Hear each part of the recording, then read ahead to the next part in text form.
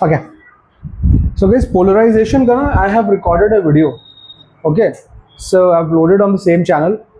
So that's a 30 minutes video you can watch and learn polarization. Because I had to start this topic, अगर polarization करता तो time लग जाता. आप लोग देख लेना उसको, बहुत इजी है, समझ में आ जाएगा. नहीं अगर किसी को समझ में आता है तो मुझसे पूछ सकता है, वैसे दिक्कत नहीं होनी चाहिए किसी, ठीक है. बट अगर होती है तो यू कैन आस्क, बिकॉज थोड़ा सा ऑफ बीट टॉपिक है, बट ईजी है अगर आप थोड़ा सा उसको समझने की कोशिश करो तो पोलराइजेशन. अभी नया टॉपिक स्टार्ट करते हैं, वो है dual nature of radiation and matter. अच्छा, थोड़ा सा मैंने एक पोर्शन वेव ऑप्टिक्स का छोड़ दिया है which is very theory oriented, जो मैं टेस्ट में भी पूछूंगा भी नहीं. That's called Huygens theory, right. It's a pure punch of theory.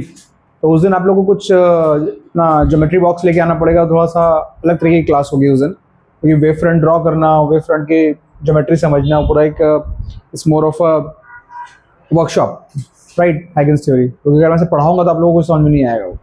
तो वो हम लोग करेंगे टूवर्ड्स मे बी, अगर क्लासेस में एंड करने के पहले इलेक्ट्रोस्टैट मेरी ख़त्म हो गई, एक क्लास मुझे मिली तो उसके पहले कर दूंगा, नहीं तो फिर हम लोग बाद में करेंगे कभी, ठीक है. वो वैसे भी बाद में करने में फ़ायदा है, क्योंकि वो 2 नंबर का डेरिवेशन आता है एक आपका बोर्ड एग्जाम में. कॉम्पिटेटिव एग्जाम के लिए इंपॉर्टेंट नहीं है, बोर्ड एग्जाम्स में डेरिवेशन आता है, वो हर साल आता है. हाइगन्स थ्योरी से अपने को रिफ्लेक्शन रिफ्रैक्शन प्रूफ करना होता है, स्नेल्स लॉ स्टैंडर्ड प्रूफ है, ठीक है. वैसे तो वीडियो रिकॉर्डेड है मेरे उसमें डेरिवेशन की लिस्ट में, बट यहाँ पे एक बार हम लोग कर लेंगे उसको. So don't bother. इसलिए बताया कि आप लोग अगर एनसीईआरटी ब्राउज करो तो पहला सेक्शन वही है, हाइगन्स थ्योरी, वो मैंने पढ़ाया नहीं है, ठीक है. सो स्टार्ट करते हैं. ये कॉन्सेप्चुअल टॉपिक है और छोटा है, बट इसके हर एक लाइन से क्वेश्चन बनता है. मतलब अगर आप एनसीईआरटी में देखोगे तो जितनी भी चीज़ें लिखी हुई हैं सब में से क्वेश्चन वो बनाते हैं, क्योंकि पूरा चैप्टर अपने आप में एक PhD, it's a PhD topic, ठीक है. तो आपको एक छोटा सा व्यू दिया जा रहा है उसका, तो इसलिए बहुत ज़्यादा कंडेंस इन्फॉर्मेशन है और बहुत यू कैन से कि the kind of questions are very reasoning oriented, not numericals तो लेस हैं, बट क्वेश्चंस जो है रीजनिंग ओरिएंटेड बहुत बनते हैं. ऐसा है तो ऐसा क्यों है, ये फैक्ट है तो उसका मतलब इसका रीज़न क्या है, अगर ये रीज़न है तो what is a fact corresponding to this fact. तो थोड़ा सा आपको उस तरह का क्लास होने वाला है, more of a analytical reasoning, logical reasoning type का क्लास होने वाला है, ठीक है. न्यूमेरिकल्स इसमें ज़्यादा नहीं है. चलो, so let's put the heading, dual nature of radiation, that's how NCERT calls it, and matter, ठीक है. बहुत सारी बुक्स में आपको यही टॉपिक दिख जाएगा फोटो इलेक्ट्रिक इफेक्ट के नाम से. फोटो इलेक्ट्रिक इफेक्ट, दोनों सेम ही चीज़ है. मतलब एनसीईआरटी को आदत है ना फैंसी नेम्स देने की चीज़ें, तो इसका फैंसी नेम है, बाकी नॉर्मल टॉपिक यही है, photo electric effect. Okay, so light as such, right? We were doing wave optics के जस्ट बाद ही टॉपिक डाला गया एनसीईआरटी में, और उसी के बाद पढ़ना भी चाहिए. अभी तक आपने लाइट के 2 टॉपिक पढ़े, राइट. 2 मतलब 2 बिहेवियर्स पढ़े. पहला पढ़ा आपने राइट को as a ray optics, where light was treated as a ray. You can understand कि हाँ, मतलब it's something travels as a ray, इसका मतलब ये छोटे छोटे पार्टिकल्स होंगे, then only it can travel in a straight line. So that kind of supports a particle behavior of light, ठीक है. और दूसरा आपने पढ़ा वेव ऑप्टिक्स. वेव ऑप्टिक्स से आपने इंटरफेरेंस, डिफ्रैक्शन और पोलराइजेशन के 3 कॉन्सेप्ट जो वेव्स एग्जिबिट करते हैं वो आपने प्रूव किया. तो ये बताता है वेव नेचर ऑफ लाइट, ठीक है. लाइट है क्या? It's part of the entire electromagnetic radiation that we get from sun. Always remember this thing guys, कि light is just not in isolation. This is just एक बहुत बड़ा spectrum होता है. अभी इलेक्ट्रोमैग्नेटिक वेव का चैप्टर करेंगे हम. सन से हमारे पास बहुत बड़ा स्पेक्ट्रम आता है वेव्स का, राइट. इनविजिबल वेव्स जिसको हम रेडिएशन बोलते हैं. Light is one part of that. So overall it is also radiation. तो हम ये बोल सकते हैं कि रेडिएशन के 2 पार्ट हैं, रे और वेव, और दोनों ही से जस्टिफाई, वेव से हमारा वेव नेचर जस्टिफाई होता है और रे से हमारा मतलब पार्टिकल नेचर जस्टिफाई होता है, और दोनों ही से हम लोग दोनों के इंजीनियरिंग एप्लीकेशंस है।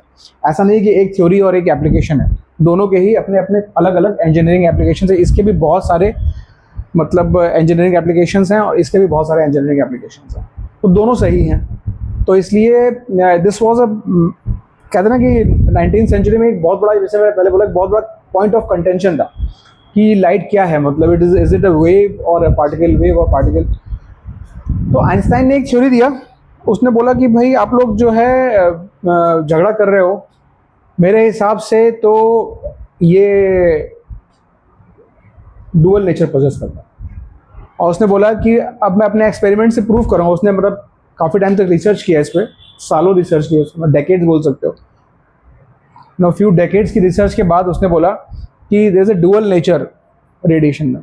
तो रेडिएशन में डुअल नेचर है, और जो मैटर है ओवरऑल, इसका पार्ट, इस चैप्टर का नेक्स्ट पार्ट है, उसने बोला है कि everything that we see around us is also a wave. मतलब matter is wave and wave is matter, समझ रहे हो ना? तो मतलब दोनों चीज़ों को उसने कोरिलेट, इस चैप्टर में लास्ट में कैसा होगा कि everything can be a wave and everything can be a matter, is just कुछ चीज़ों के मतलब कुछ पैरामीटर्स हैं, उसके पर्सपेक्टिव में आपको देखना पड़ेगा। ठीक है, तो इस चैप्टर को जो मैं बात कर रहा हूँ आपको तब समझ में आएगी पूरी तरीके से कि सर क्या बोल रहे हैं, क्यों बोल रहे हैं, ऐसा अजीब अजीब सी चीज़ें, ये सब। ये जब पूरा चैप्टर आप पढ़ लोगे तो आपको समझ में आएगा कि एक्चुअल बात क्या है। तो अब ये पूरा चैप्टर का जो आइंस्टाइन का जो एक्सपेरिमेंट है, उसका इसकी मतलब इसकी जान है इस चैप्टर की, आइंस्टाइन के एक्सपेरिमेंट्स। वो एक्सपेरिमेंट्स आइंस्टाइन ने क्यों किए? सिर्फ ये प्रूव करने के लिए कि radiation is matter, radiation is particles. तो उसके पहले न्यूटन बोलता था सिर्फ कि न्यूटन की थ्योरी थी कि मतलब light is made of particles, but उसके पास कोई सॉलिड प्रूफ नहीं था। तो वो प्रूफ जो है वो आइंस्टाइन ने दिया, और उसके लिए उसको नोबेल भी मिला था। ठीक है, आइंस्टाइन को इस थ्योरी के लिए। तो काफ़ी ज़्यादा वेल रिसर्च टॉपिक है उसका। तो आपको ये अप्रिशिएट करना पड़ेगा इस टॉपिक में कि जो जो एक्सपेरिमेंट उसने किए और फिर उससे जो उसने कंक्लूजन्स ड्रॉ किए वो उसने कैसे रिलेट किए। ठीक है, तो पहले हम लोग इसमें क्या करेंगे, कुछ फैक्ट्स को एब्जॉर्ब करेंगे। ठीक है, what is photo electric effect and what is, there are certain facts around it, photo electric effect. And then हम बात करेंगे कुछ एक्सपेरिमेंट्स जो आइंस्टाइन ने किए, उनके कंक्लूजन्स और उनके ऑब्जर्वेशंस, एंड उसके बाद उनके कंक्लूजन्स, और फिर ओवरऑल चैप्टर का कंक्लूजन कि लाइट इज और radiation is made up of small small particles. तो बेसिकली आज के बाद आप कन्विंस हो जाओगे कि लाइट जो आपको दिखती है, जो दिखती नहीं है, जिसकी वजह से चीज़ें दिखती हैं, is actually made up of small small particles. ठीक है, तो स्टार्ट करते हैं। सो पहले आइंस्टाइन की थ्योरी के कुछ पोस्टुलेट्स लिखते हैं।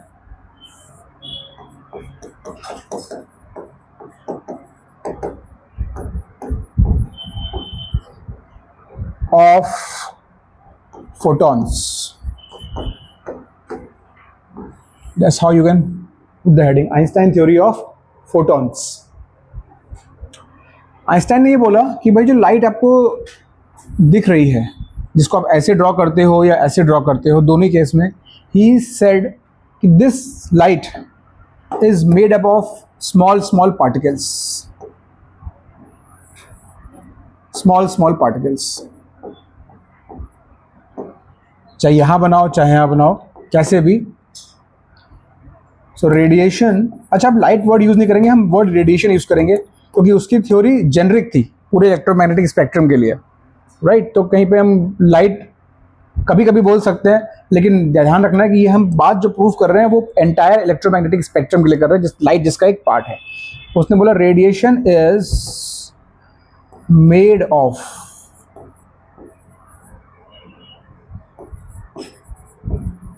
स्मॉल पार्टिकल्स, जिसको उसने बोला कि ये एक अलग तरीके के पार्टिकल है, इसको हम पार्टिकल बोलना सही नहीं रहेगा, क्योंकि पार्टिकल से हम बोलते हैं कि पार्टिकल का एक रेस्ट मास होगा, कुछ डायमेंशंस होंगी, राइट। पार्टिकल बोलते हैं, आपके दिमाग में क्या आता है कि छोटा सा पार्टिकल जिसका कुछ मास होगा, उस पर कुछ डायमेंशंस होगी, however small it may be, कुछ डायमेंशंस होंगी, ऐसा दिमाग में हमारे पिक्चर बन जाती है पार्टिकल बोलते ही। तो उसने बोला इसका लेट्स नेम इट डिफरेंटली। तो उसने बोला इसको मैं बोलूँगा फोटोन, क्योंकि इलेक्ट्रॉन प्रोटॉन न्यूट्रॉन तो उस टाइम तक निकल चुके थे पहले ही लोग। उसने कहा उससे बेसिकली ये उसका मतलब ये नेम उसका उसी के को एट्रीब्यूट किया था, उसने नाम दिया उसको फोटोन। ठीक, तो अब उसके जो पोस्टुलेट्स हैं इसके अराउंड, फोटॉन्स के अराउंड उसने बताया, तो वो लिखते हैं। पहला उसने बोला, पहला तो यही है, radiation is made of photons, पहली चीज। दूसरा,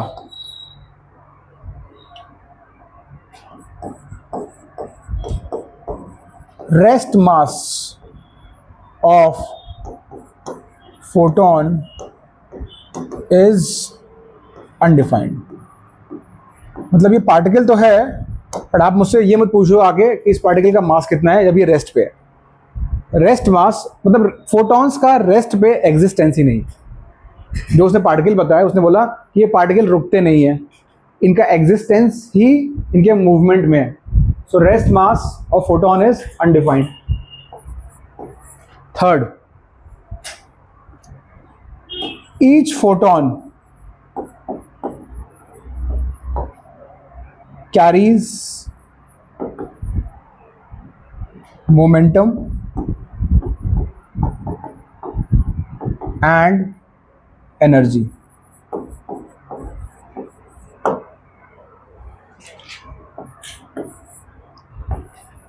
Energy of a photon, energy of a photon depends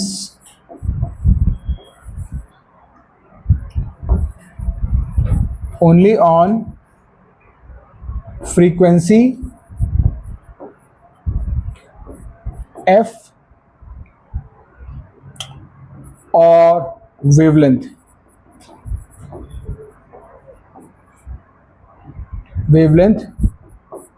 lambda of the radiation of which photon is part of.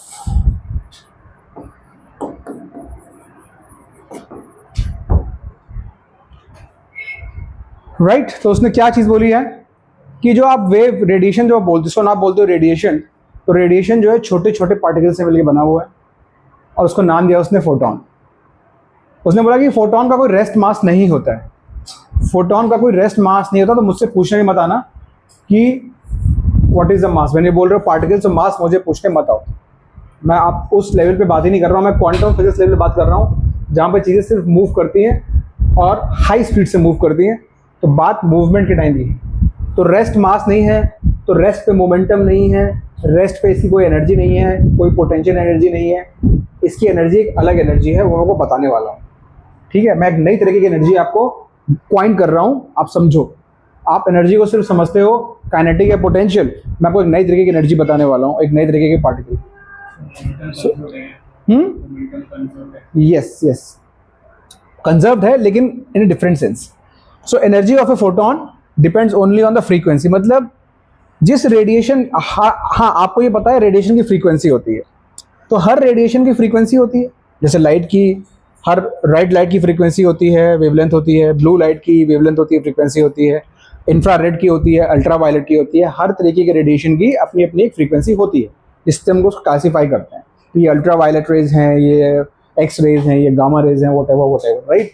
तो जब आप रेडिएशन की बात करते हो, इसका मतलब आपको कोई ना कोई फ्रीक्वेंसी तो पता होती है। तो जो फोटोन है उसकी एनर्जी उसी रेडिएशन की फ्रीक्वेंसी पर डिपेंड करती है, और उसकी वैल्यू उसने बताई नंबर 5,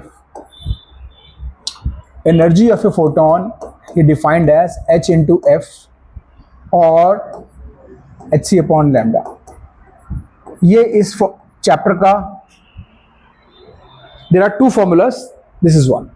इस पूरे चैप्टर में मैंने बोला कि ना फॉर्मूलाज कुछ नहीं है, सामने जो लिखा है यही फॉर्मूला है बस, एक और आएगा इसके अलावा।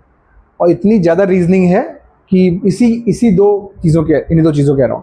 ठीक, तो उसने बोला कि h इंटू एफ या hc बाय लैम्डा ये एनर्जी है फोटोन की। यहाँ पे h क्या है अभी समझ लो कि ये कांस्टेंट है बस, प्लैंक्स कांस्टेंट। जिसकी वैल्यू होती है 6.6 इंटू 10⁻⁻34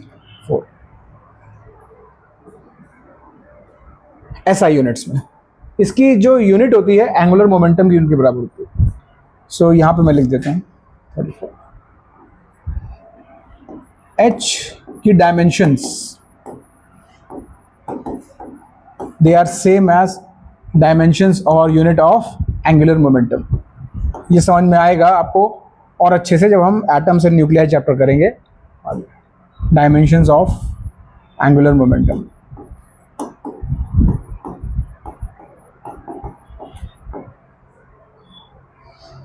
ठीक है, फिर इसने बोला इफ वी इंक्रीज, ये बड़ा इंपॉर्टेंट पॉइंट था, इसको उसने प्रूफ किया, बहुत ज़्यादा इस पर कॉन्ट्रडिक्शन आया, उसके एक्सपेरिमेंट से उसने प्रूफ किया।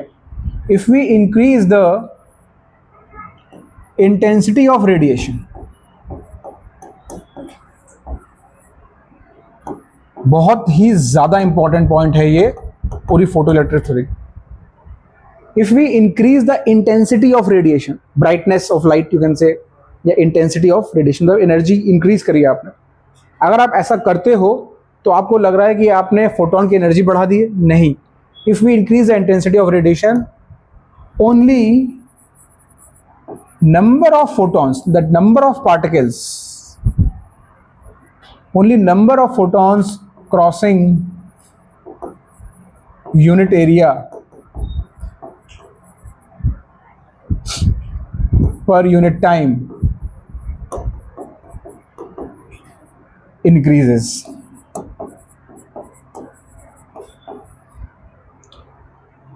But energy of individual photon remain same, क्योंकि आपने इंटेंसिटी बढ़ाई है, आपने फ्रीक्वेंसी सेम रखी है। एनर्जी ऑफ इंडिविजुअल फोटोन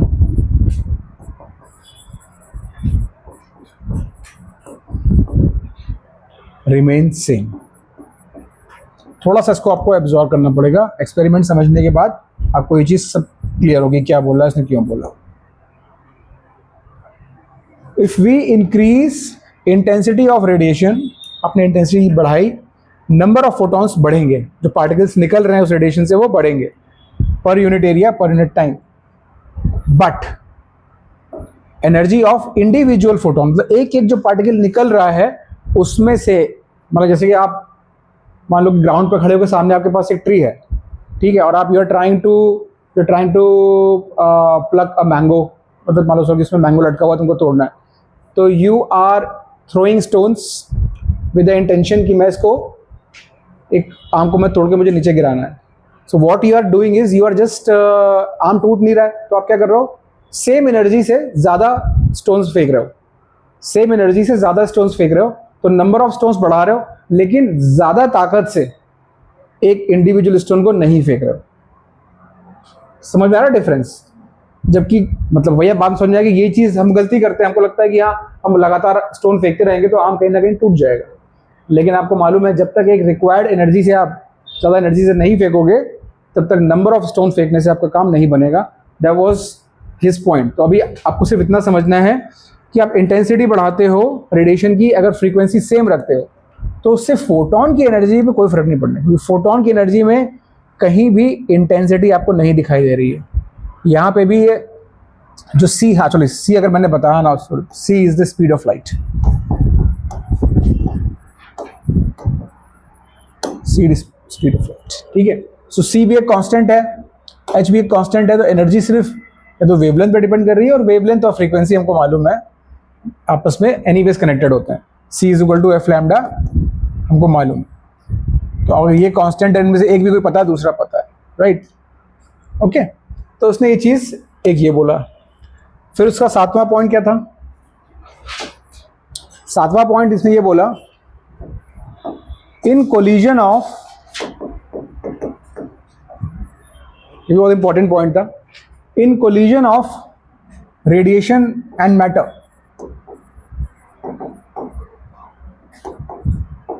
मतलब जब रेडिएशन और मैटर आपस में कोलाइड करेंगे, मतलब जैसे कोई एक लाइट वेव्स आके मैटर पे गिर रही है, तो मतलब फोटॉन्स, लाइट वेव में क्या है, फोटॉन्स, तो वो फोटोन मतलब यहाँ पे लाइट पड़ रही है तो इसमें सोचो इसमें फोटॉन्स गिर रहे हैं कंटिन्यूसली। जब भी फोटोन इस पे गिरेंगे तो कोलिजन होगा, तो वो बोल रहा है फोटोन इज ए पार्टिकल। तो उसके लिए पॉइंट दे रहा है वो, in collision of radiation and matter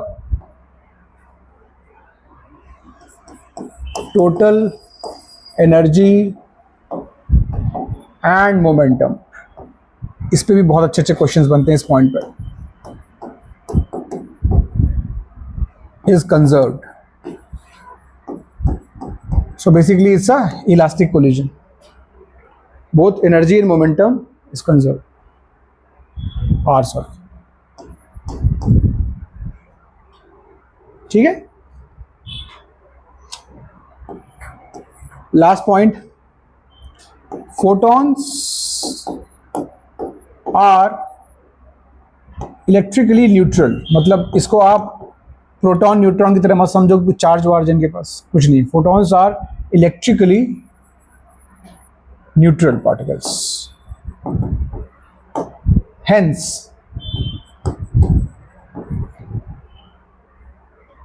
they do not deviate in electric or magnetic fields, क्योंकि ना तो इनके पास कोई इलेक्ट्रिक चार्ज है ना कोई मैग्नेटिज्म है, ये न्यूट्रल है, तो they do not deviate in electric और मैग्नेटिक फील्ड्स। अब इन पॉइंट्स में सबसे ज़्यादा इंपॉर्टेंट पॉइंट जो हम जिस पे हमको ज़्यादा फोकस है वो ये है, point number 7, point number 6 and point number 5। ये 3 चीज़ें इंपॉर्टेंट है। You have to appreciate this fact कि जब वो थ्योरी दे रहा था तब ये E = HF जो फॉर्मूला अभी आपको हर बुक में मिलता है, उस time this was the new formula which he coined, तो ही हैड टू प्रूव कि फॉर्मूला भी सही है अपने एक्सपेरिमेंट से, right. So he had to justify lot many things to put a footing on the ground on this topic. This was a new topic for physics, ठीक है, at that time. Okay,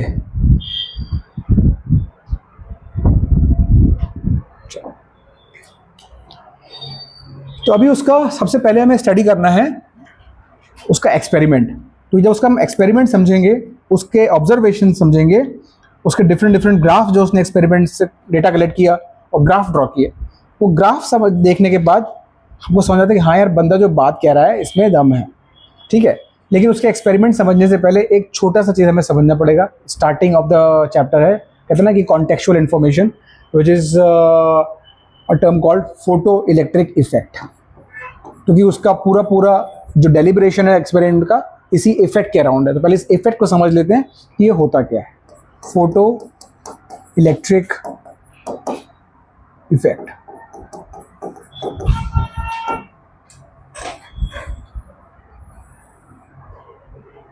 photo मतलब light, photo मतलब light, electric मतलब electrons, ठीक है, effect मतलब effect. तो इसका मतलब लाइट से होने वाला इलेक्ट्रिसिटी का effect, photo electric effect. Let's say we have a metal surface, this is a metal surface. Guys metal के पास क्या होते हैं, फ्री इलेक्ट्रॉन्स होते हैं। ये तो आप इतना तो केमिस्ट्री में आप पढ़ ही चुके हो। मेटल्स के पास बहुत सारे फ्री इलेक्ट्रॉन्स होते हैं, they are ready to leave their parent atom. When radiation of suitable frequency falls on a metal surface, I'm using term radiation, not light. Remember, light is a part of this bigger spectrum. When radiation of certain frequency or suitable frequency falls, what we see, electrons are ejected from the metal surface. Electrons are ejected.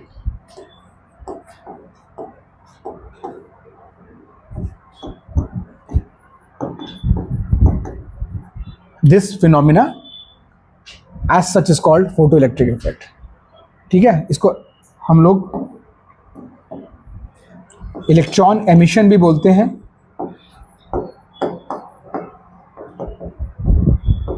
ये होता है, मतलब this is a fact, it has been observed, right.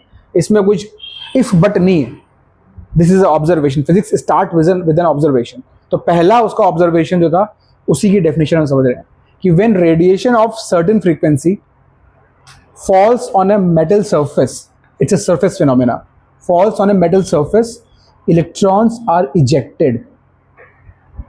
ठीक है, अभी ये सुनने में ना बड़ा कहते हैं ना सुपरफिशियल है, बड़ा अजीब लगता है कि इलेक्ट्रॉन्स ऐसे ऐसे हवा में इजेक्ट हो जाएंगे यार, बट द फैक्ट इज कि ये होते हैं और इस पर डिवाइसेस चल रहे हैं बहुत सारे आज की डेट में, है ना, बहुत सारे डिवाइसेस इस पर वर्क कर रहे हैं। तो हवा में बात तो नहीं हो रही है, ये बात होती है, ये ऑब्जर्व, अगर आप इलेक्ट्रॉन माइक्रोस्कोप आपके पास हो, राइट, तो आप उसको ऑब्जर्व कर सकते हैं, इलेक्ट्रॉन को इजेक्ट होता हुआ देख सकते हैं जब सनलाइट उस पर गिरती है। ठीक है, लेकिन हाँ, हर एक सरफेस के साथ नहीं होता है, कुछ सूटेबल सरफेसेस के साथ होता है, तो वो भी जरा समझ लेंगे अभी हम लोग इसी के आगे। सो इसको इलेक्ट्रॉन एमिशन बोलते हैं या फिर फोटो इलेक्ट्रिक इफेक्ट। तो इसकी डेफिनेशन क्या हो जाएगी? When radiation of suitable frequency, let's write the definition of photo electric effect. When radiation of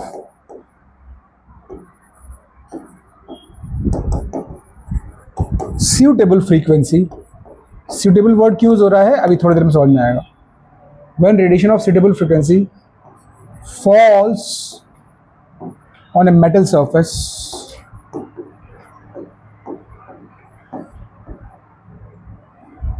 falls on a metal surface, electrons are ejected from surface. This phenomena is called photoelectric effect। Short form में लिख दिया मैंने, photo electric effect. Understood, कोई दिक्कत नहीं। अब हमें एक चीज समझनी है, कंटेक्चुअल इंफॉर्मेशन, बड़ी important term, work function.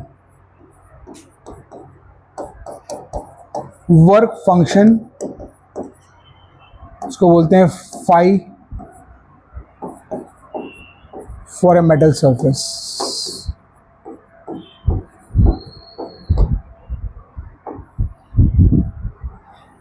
work function, this is the minimum energy,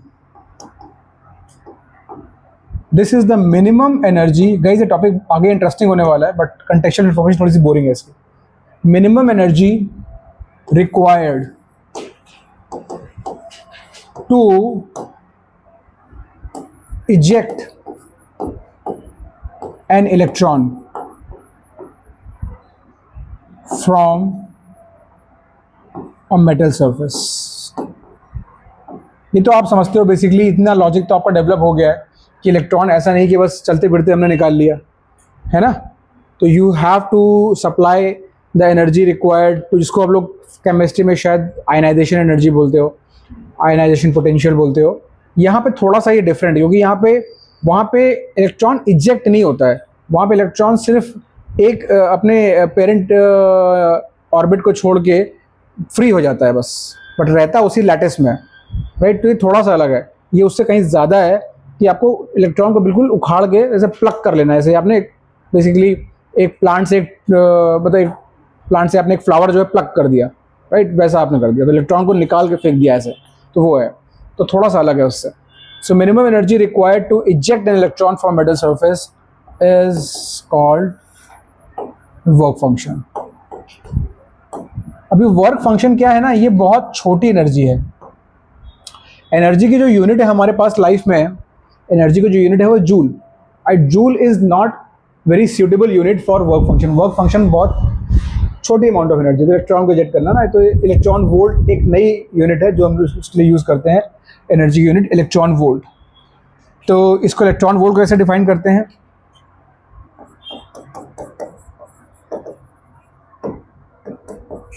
electron volt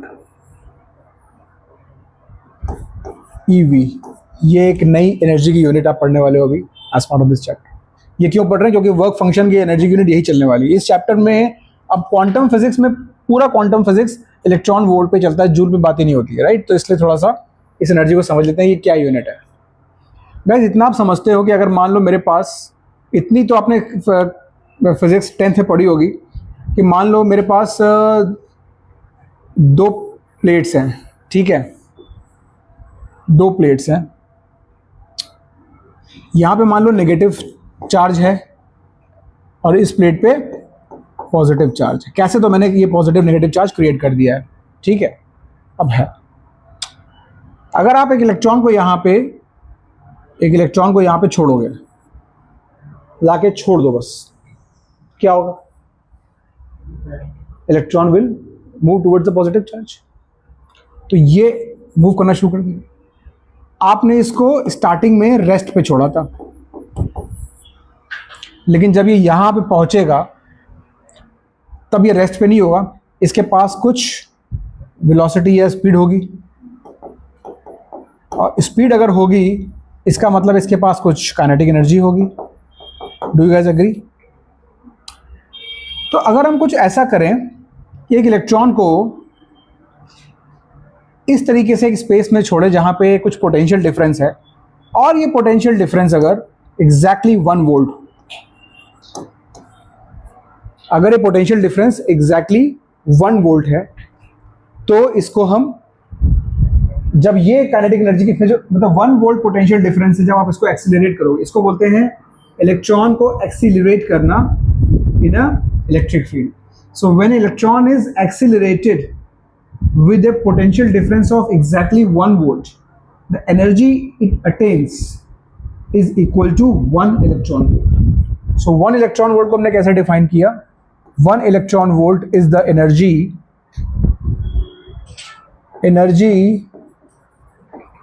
gained by an electron, energy gained by, obviously definition में इलेक्ट्रॉन है तो इलेक्ट्रॉन ही रहेगा, ये डेफिनेशन है इलेक्ट्रॉन वोल्ट की, ठीक है। Energy gained by an electron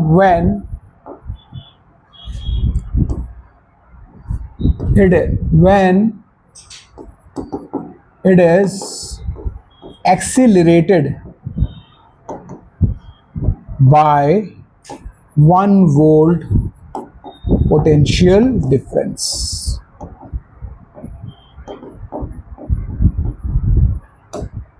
1 volt potential difference, right guys? समझ गए आप लोग? तो एक इलेक्ट्रॉन को आप छोड़ दो एक पोटेंशियल डिफरेंस वाले रीजन में, जिसमें पोटेंशियल डिफरेंस एग्जैक्टली 1 वोल्ट हो, तो वो पूरा ट्रैवल करने के बाद, ये डिस्टेंस ट्रैवल करने के बाद जो एनर्जी गेन करेगा that is 1 electron volt, right? So क्या हो जाएगा? W इज इक्वल टू, आपको मालूम है W is equal to V into Q, ये आप लोगों ने पढ़ा हुआ है formula, V is equal to W by Q. तो W is equal to V into Q, ये फॉर्मूला याद है, राइट? तो ये क्या हो जाएगा? V कितना है? 1, Q मतलब इलेक्ट्रॉन का चार्ज, इलेक्ट्रॉन का चार्ज कितना है? 1.6 into 10 to the power minus 19। सो 1 वोल्ट पोटेंशियल डिफरेंस और ये हुआ चार्ज, तो इतना वर्क डन हुआ, इसका मतलब यही वर्क डन उसकी काइनेटिक एनर्जी में कन्वर्ट हुआ। So this is 1 electron volt, 1.6 10 to the power minus 19 joules. कभी हमें कन्वर्ट करना पड़ा तो हम ऐसे कन्वर्ट कर सकते हैं, 1 electron volt is 1.6 into 10 to the power minus 19 joules.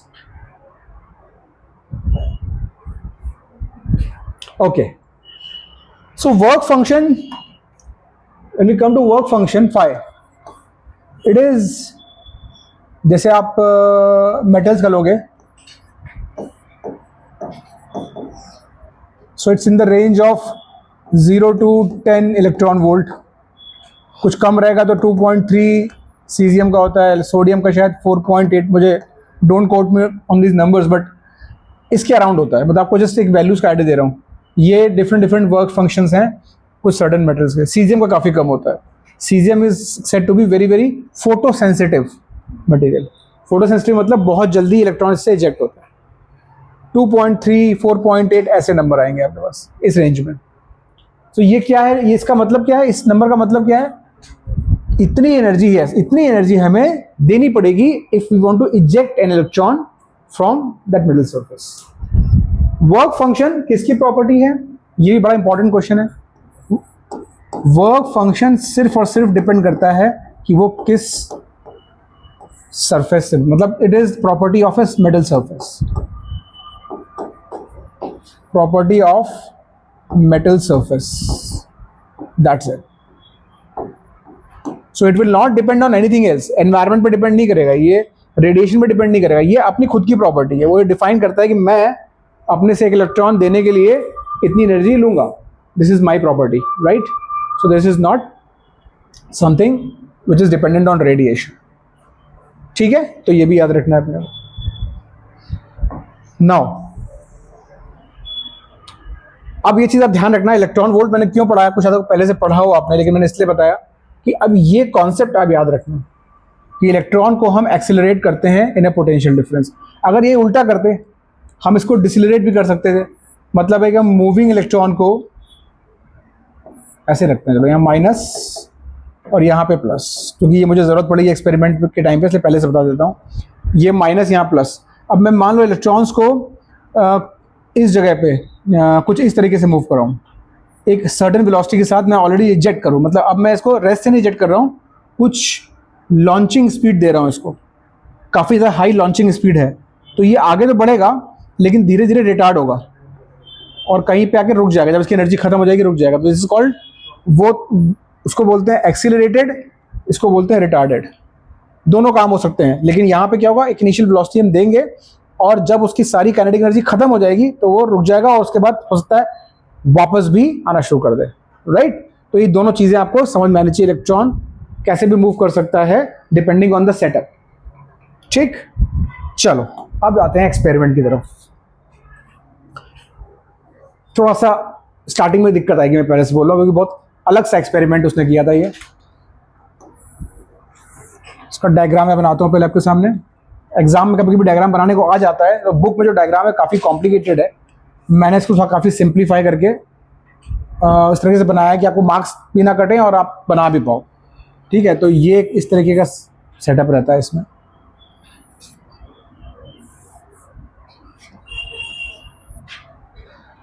ये है एक वैक्यूम ट्यूब,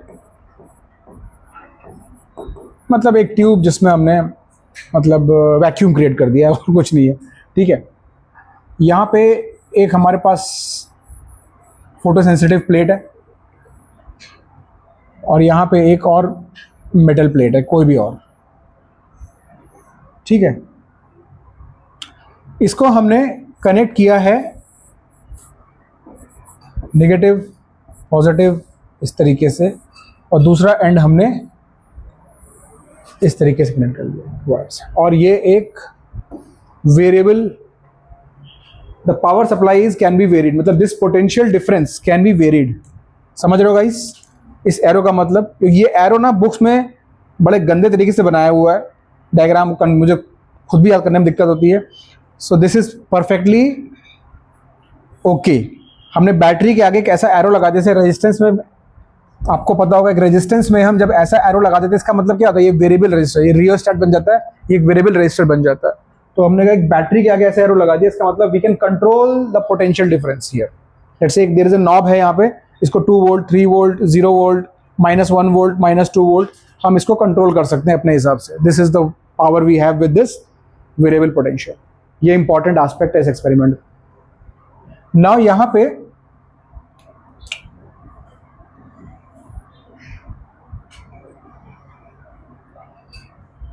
ये एक ट्रांसपेरेंट एकदम एक प्लेट है, this is a transparent plate, transparent sheet you can से। विच इज़ बीन पुट, ऐसे एक ट्यूब निकाल दी है, ठीक है। और यहाँ से हम कुछ रेडिएशन जो है, radiation energy we can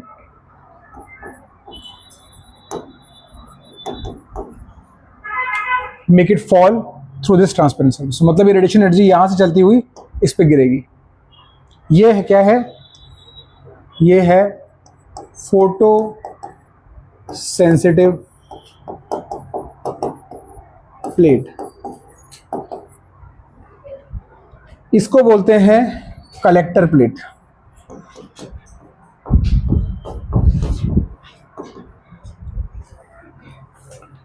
collector plate. तो लाइन मेरी ऐसी हो गई, मैं इसको जरा,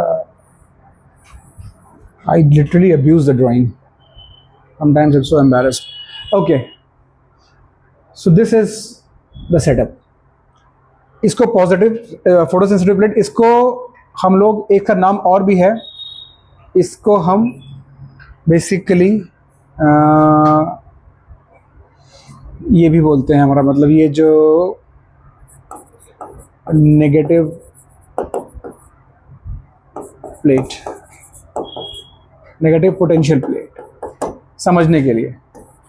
तो ये दो काम कर रही है, एक तो ये फोटो सेंसिटिव भी है और पूरे सर्किट के लिए एक नेगेटिव, जो नेगेटिव पोटेंशियल प्लेट है, ये जो है सर सिंगल काम कर रही है, ये भी डुअल काम कर रही है। ये भी कुछ कलेक्ट करेगी, नाम है, तो क्या कलेक्ट करेगी देखेंगे अभी। ये कुछ कलेक्ट भी कर रही है और फिर ये सर्किट का एक हिस्सा भी है जिसमें इसका पोटेंशियल जो है वो पॉजिटिव है। अभी बीच में कुछ नहीं है, वैक्यूम है, दिस इज वैक्यूम। तो अभी अगर आप देखो तो यहाँ पे अगर हम एक बेसिकली ऐसा एक एमीटर लगा दें तो हम करंट मेजर कर सकते हैं। अगर सर्किट में करंट हुई तो करंट मेजर हो जाएगी, तो एक एमीटर भी लगा दिया हमने। तो this is a setup complete. क्या होगा, उसने किया क्या, पहले इस ट्रांसपेरेंट शीट के पे कुछ रेडिएशन गिराया। रेडिएशन चूंकि ट्रांसपेरेंट था तो इस पे गिरा, ये रेडिएशन इस पे गिरा आके। ये क्या था, फोटो सेंसिटिव प्लेट।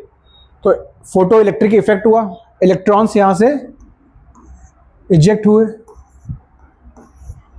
जैसे ही इजेक्ट हुए, यहां पे क्या है, पॉजिटिव पोटेंशियल, यहां पे क्या है, नेगेटिव पोटेंशियल। तो they start moving like this, right. और यहाँ पे कलेक्टर प्लेट है, तो यहाँ पे आगे पहुँचे हुए इलेक्ट्रॉन्स, ये इलेक्ट्रॉन्स यहाँ पे आ गए, ठीक है। जो भी यहाँ से निकले थे सब यहाँ पे आए, और यहाँ पे आने के बाद ये, तो यहाँ से इलेक्ट्रॉन इजेक्ट हुए, यहाँ पे कलेक्ट हुए। सो this is ejection of electron, this is collection of electron. और यहाँ पे आपको एक रीडिंग दिखाई देती है करंट। उसने क्या किया, उसने डिफरेंट रेडिएशन चेंज किए, मतलब रेडिएशन की इंटेंसिटी चेंज करी, कभी रेडिएशन की फ्रीक्वेंसी चेंज करी, कभी इस पोटेंशियल को चेंज किया। और इन सारे सेटअप्स के लिए वो कुछ कुछ ऑब्जर्वेशन निकालता गया। तो पहले इसको डाइजेस्ट करो कि ये एक्सपेरिमेंट का सेटअप उसने किया क्या है। उसने पूरा का पूरा एक सर्किट बनाया है जो कि चलेगा सिर्फ फोटो इलेक्ट्रॉन्स की वजह से। दिस सर्किट वुड वर्क क्योंकि यहाँ पे वैक्यूम है गाइस। तो अगर यहाँ पे करंट दिख रही है तो इतना दिमाग तो आपको लगाना चाहिए कि वैक्यूम से कुछ निकल रहा है, इसका मतलब इलेक्ट्रॉन कैसे फ्लो कर रहे होंगे कि यहाँ से निकल के कोई इनको खींच रहा है, यहाँ पहुँच रहे हैं और फिर ये ट्रैवल कर रहे हैं, तभी तो उसमें कुछ रीडिंग आएगी। तो उसने ये बोला कि ये जो करंट है इसको मैं एक नया नाम दूंगा, इसको मैं बोलूँगा दिस इज फोटो करंट, क्योंकि ये फोटो इलेक्ट्रॉन की वजह से है। फोटो इलेक्ट्रॉन कौन से, जिनको रेडिएशन ने इजेक्ट किया, जिनको रेडिएशन ने इजेक्ट किया उसको नाम दिया फोटो इलेक्ट्रॉन्स। और फोटो इलेक्ट्रॉन्स की फ्लो की वजह से जो करंट बनी सर्किट में उसको उसने नाम दिया photo current.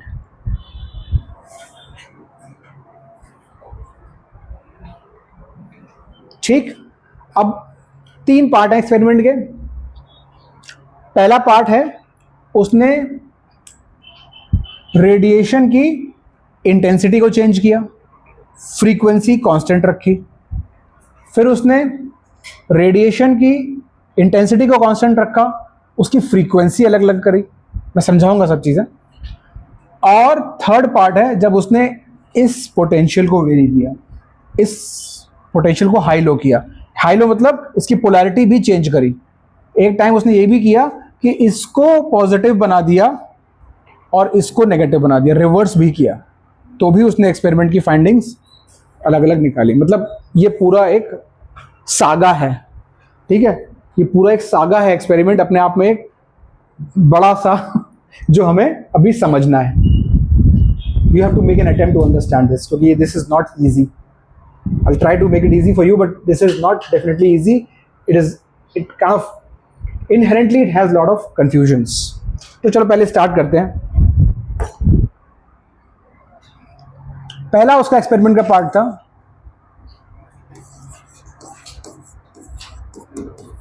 Changing intensity of radiation. So with time it will be harder to emit the electrons from the metal because हाँ, इलेक्ट्रॉन्स कम होते जाएंगे। हाँ, बड़ी मान के चलो कि सफिशिएंट इलेक्ट्रॉन है। finite in हाँ, बट फाइनाइट इलेक्ट्रॉन के एक मेटल की एक 1 मीटर क्यूब उसमें ना 10 की पावर 28 के ऑर्डर में इलेक्ट्रॉन्स होते हैं पर मीटर क्यूब, तो मतलब और ज़्यादा, बल्कि मैं कम बोल रहा हूँ। तो फ्री इलेक्ट्रॉन्स का कोई ऐसा लफड़ा नहीं है, वो ये मान के चलो दे आर सफिशिएंट लेवल, मतलब कि वरना पूरा एक्सपेरिमेंट ही ना, मतलब कहते हैं एक्सपेरिमेंट करने गए हैं लाइट का और हमारे पास कॉनकेव लेंस नहीं है, कम पड़ गया एक, तो वो बात हो जाएगी। तो वो उस डायमेंशन में मत सोचो, वो ऑलरेडी यहाँ पे बहुत सारे कॉम्प्लिकेशंस हैं, ठीक है। अभी पहले इसको आप सुनो, आपके डाउट्स आएंगे धीरे धीरे, लेकिन अभी जस्ट थोड़ा पार्ट एब्जॉर्ब करो ऐसे ही। Changing the intensity of radiation while keeping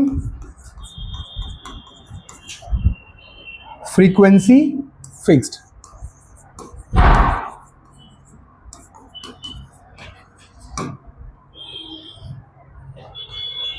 थोड़ा सा मैं प्रीएम्प्ट कर रहा हूं, उसकी पॉस्टुलेट्स पे एक बार जरा जाएंगे, ठीक है। तो क्या वो इसका रीजन, वो मतलब किस तरफ जा रहा है, वो इस तरफ जा रहा है डियर। ये energy of a photon depends only on the frequency.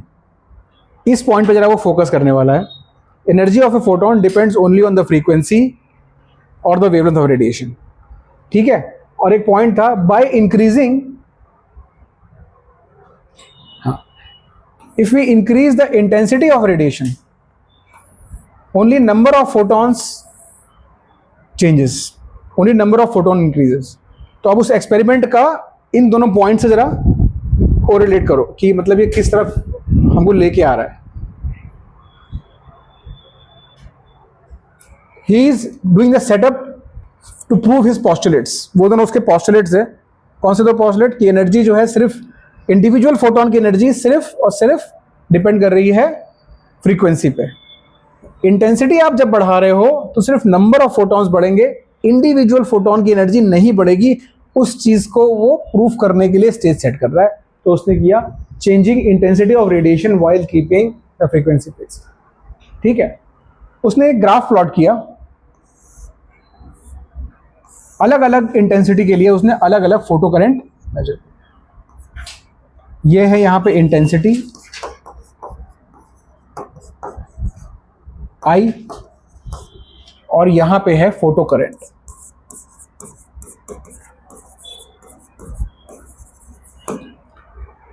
Experimental setup हो गया, जैसे आप ओम्स लॉ में करते हो, सबको सेट कर दिया और अलग अलग रीडिंग ले रहे हो। कैसे ले रहे हो, जो इंटेंसिटी है मतलब जो ब्राइटनेस है रेडिएशन की, वो एक नॉब से कंट्रोल कर रहे हो, हाई लो करते जा रहे हो, राइट। समझ रहे हो, ये जो यहां से जो इसके पास कंट्रोल है, इससे रेडिएशन की इंटेंसिटी मतलब ब्राइट कर सकता है या स्लो लो कर सकता है, वो सब कर रहा है। और जब वो चेंज कर रहा है, साथ साथ वो एमीटर में फोटो करंट मेजर करता जा रहा है। आ गया समझ में। अब उसका उसने ग्राफ प्लॉट किया, अलग अलग इंटेंसिटीज के लिए क्या photo current I, graph plot किया।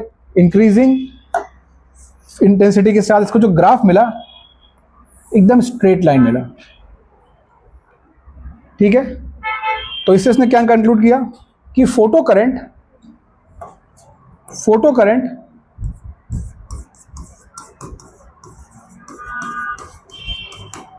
is directly proportional to intensity of radiation.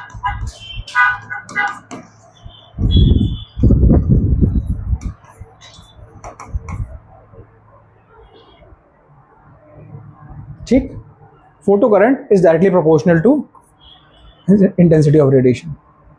उसने इसका लॉजिक क्या समझाया कि देखो यार हो क्या रहा है ना, जब ये एक्सपेरिमेंट चल रहा है, लोग उसकी प्रेजेंटेशन चल रही है, डेटा आ रहा है, वो ग्राफ सब एक्सप्लेन कर रहा है, उसने बोला देखो यार क्या हो रहा है, जब आप यहाँ से रेडिएशन की इंटेंसिटी बढ़ा रहे हो तो क्या होगा, number of photons falling on this metal surface will increase, because मैं बोल रहा हूँ ना कि फोटॉन्स हैं इसमें, समझो क्यों है फोटॉन्स, उसकी भी एक बात चल रही है और साथ साथ उसकी पॉस्टुलेट भी चल रही है।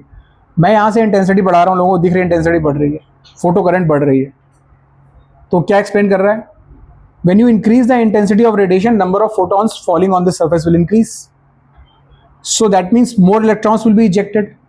If more electrons are ejected, more electrons will be collected. If more electrons are collected, there will be more current. So fits well with my explanation. But ठीक है, हाँ बात सही है, बात समझ में आ रही है आपकी। फिर उसने क्या किया, एक और ग्राफ प्लॉट किया। यार ऐसे किसी को नोबेल थोड़ी ना मिल जाता है, ठीक है। उसने रेडिएशन को फिक्स कर दिया, इंटेंसिटी को फिक्स कर दिया। अब इसको ये नॉब जो है फिक्स हो गई। अब उसने इसको ऑल्टर किया, इसको इंक्रीज किया। जब इसको इंक्रीज किया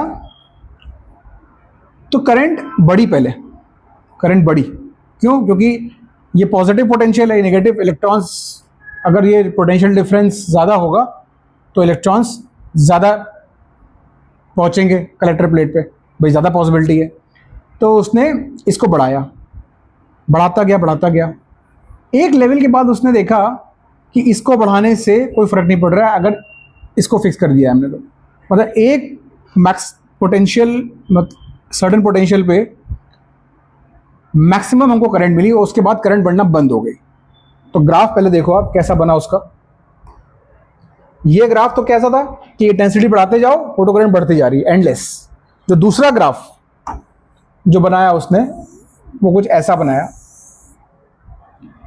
इस तरफ था हमारा एक्सीलरेटिंग पोटेंशियल, जैसा कि मैंने बोला स्टार्टिंग में डिफिकल्टी आएगी, बट मेरे साथ साथ आप समझते चलो। ये एक्सीलरेटिंग पोटेंशियल है और ये ना नेगेटिव साइड पोटेंशियल, इसको बोलते हैं रिटार्डिंग पोटेंशियल। ये बताऊंगा इसका क्या मतलब है, रिटार्डिंग पोटेंशियल।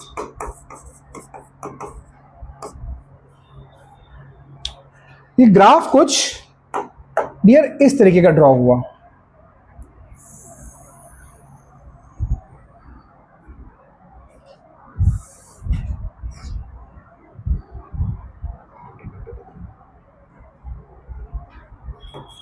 ये एक पोटेंशियल है माइनस का कुछ V नॉट, इसका अलग इंपॉर्टेंस है। और ये जो करंट है मैक्सिमम करंट,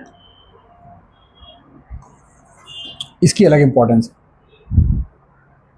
और ये काम एक सर्टेन इंटेंसिटी पे हो रहा है, जिसको हम बोलते हैं लेट्स से I1। समझो बात को। ये ग्राफ में क्या है, इधर एक्सेलरेटिंग पोटेंशियल है, मतलब ये वाला पोटेंशियल, ये वाला पोटेंशियल, इसको चेंज किया जा रहा है, इसको बढ़ाया जा रहा है। जब इसको बढ़ा रहे हैं तो पहले करंट बढ़ती हुई दिख रही है, करंट बढ़ती हुई दिख रही है, फिर एक लेवल पे आके ये रुक गई एक पर्टिकुलर इंटेंसिटी के लिए। अब उसने क्या किया, इंटेंसिटी थोड़ी चेंज कर दी, थोड़ी कम, मतलब थोड़ी सी इसने कम कर दी। तो उसने सेम ग्राफ ऐसा बना और ये इस तरीके का आया। ये मान लो I2 के लिए था और एक बार इंटेंसिटी उसने थोड़ी सी बढ़ा दी। ये ग्राफ ऐसा बना, ये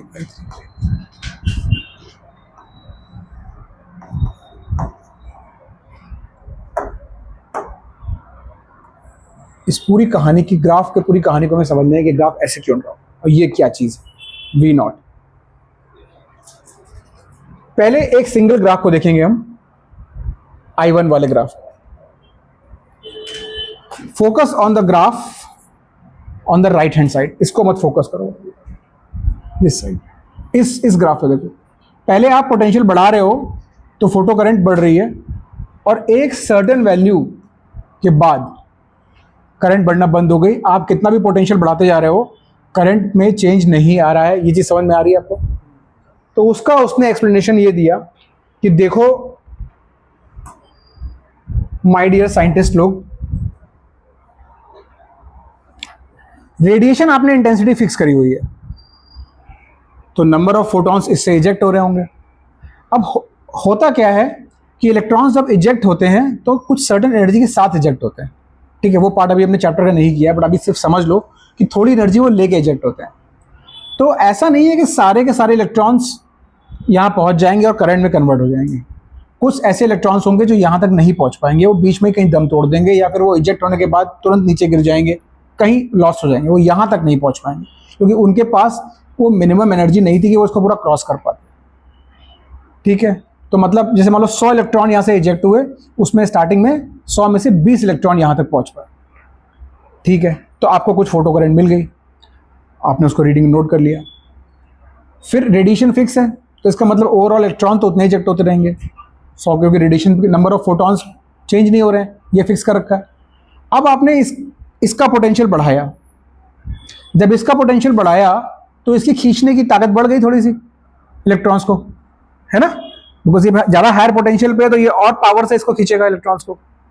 तो जब आपने इसको थोड़ा बढ़ाया तो पहले 100 में से 20 पहुंच रहे थे, अब 100 में से 40 पहुंचना शुरू हो जाएंगे, फोटो करंट बढ़ेगी। तो वो इंक्रीज आपको ग्राफ में दिखता है। भाई ये ग्राफ उसने एक्चुअल डेटा से ड्रॉ किए थे, उसकी मनगढ़ंत कहानी नहीं थी। Please understand this as a physics student, these are the graphs he got from actual data. तो वो बढ़ता हुआ दिखाई दिया उसको। फिर क्या हुआ, उसने और पोटेंशियल बढ़ाया और थोड़ी करंट बढ़ी, तो 100 में से निकले 80 इलेक्ट्रॉन पहुंच गए। ठीक है? एक टाइम ऐसा आया, बढ़ाते बढ़ाते ये पोटेंशियल इतना बढ़ गया कि 100 के 100 यहाँ पहुंच गए, रेडिएशन चेंज नहीं हो रहा है। अब इसके बाद जब 100 ही निकल रहे थे और 100 पहुंच गए, तो अब अगर रेडिएशन फिक्स है, मतलब नंबर ऑफ फोटॉन्स फिक्स है, नंबर ऑफ इलेक्ट्रॉन फिक्स है, इसको बढ़ाने से क्या होगा? क्योंकि जितने मैक्सिमम निकले थे वो सब के सब यहां पहुंच गए। तो unless until you change the intensity of radiation, you will not see any change in the current, and that current is called saturation current. इस करंट को नाम दिया उसने saturation current। ये वाली जो करंट है, this current is called saturation current।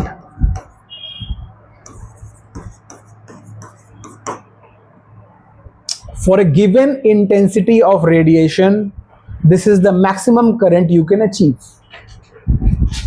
For a given intensity of radiation, this is the maximum current you could achieve. जितने इलेक्ट्रॉन्स आपने निकाले थे, फ्री कराए थे मेटल सरफेस से, वो सारे के सारे आपने कलेक्टर प्लेट पे पहुंचा दिए। You managed to get all of them towards the collector plate or on the collector plate, and you get maximum saturation current. But when you increase the intensity, intensity के बढ़ते ही अब आपने second set of experiment, पहले आपने एक I1 intensity पे किया और एक मैक्सिमम सैचुरेशन करंट ड्रॉ कर ली। अब बोला कि मैं इंटेंसिटी बढ़ा रहा हूं, now number of photons will increase, so number of electrons would increase. तो अब 100 नहीं, अब 150 इजेक्ट हो रहे हैं। तो अब जो सैचुरेशन करंट आएगी तब आएगी जब ये 150 सारे यहाँ पहुंचेंगे। तो उस केस में saturation current is there, but the value is slightly higher.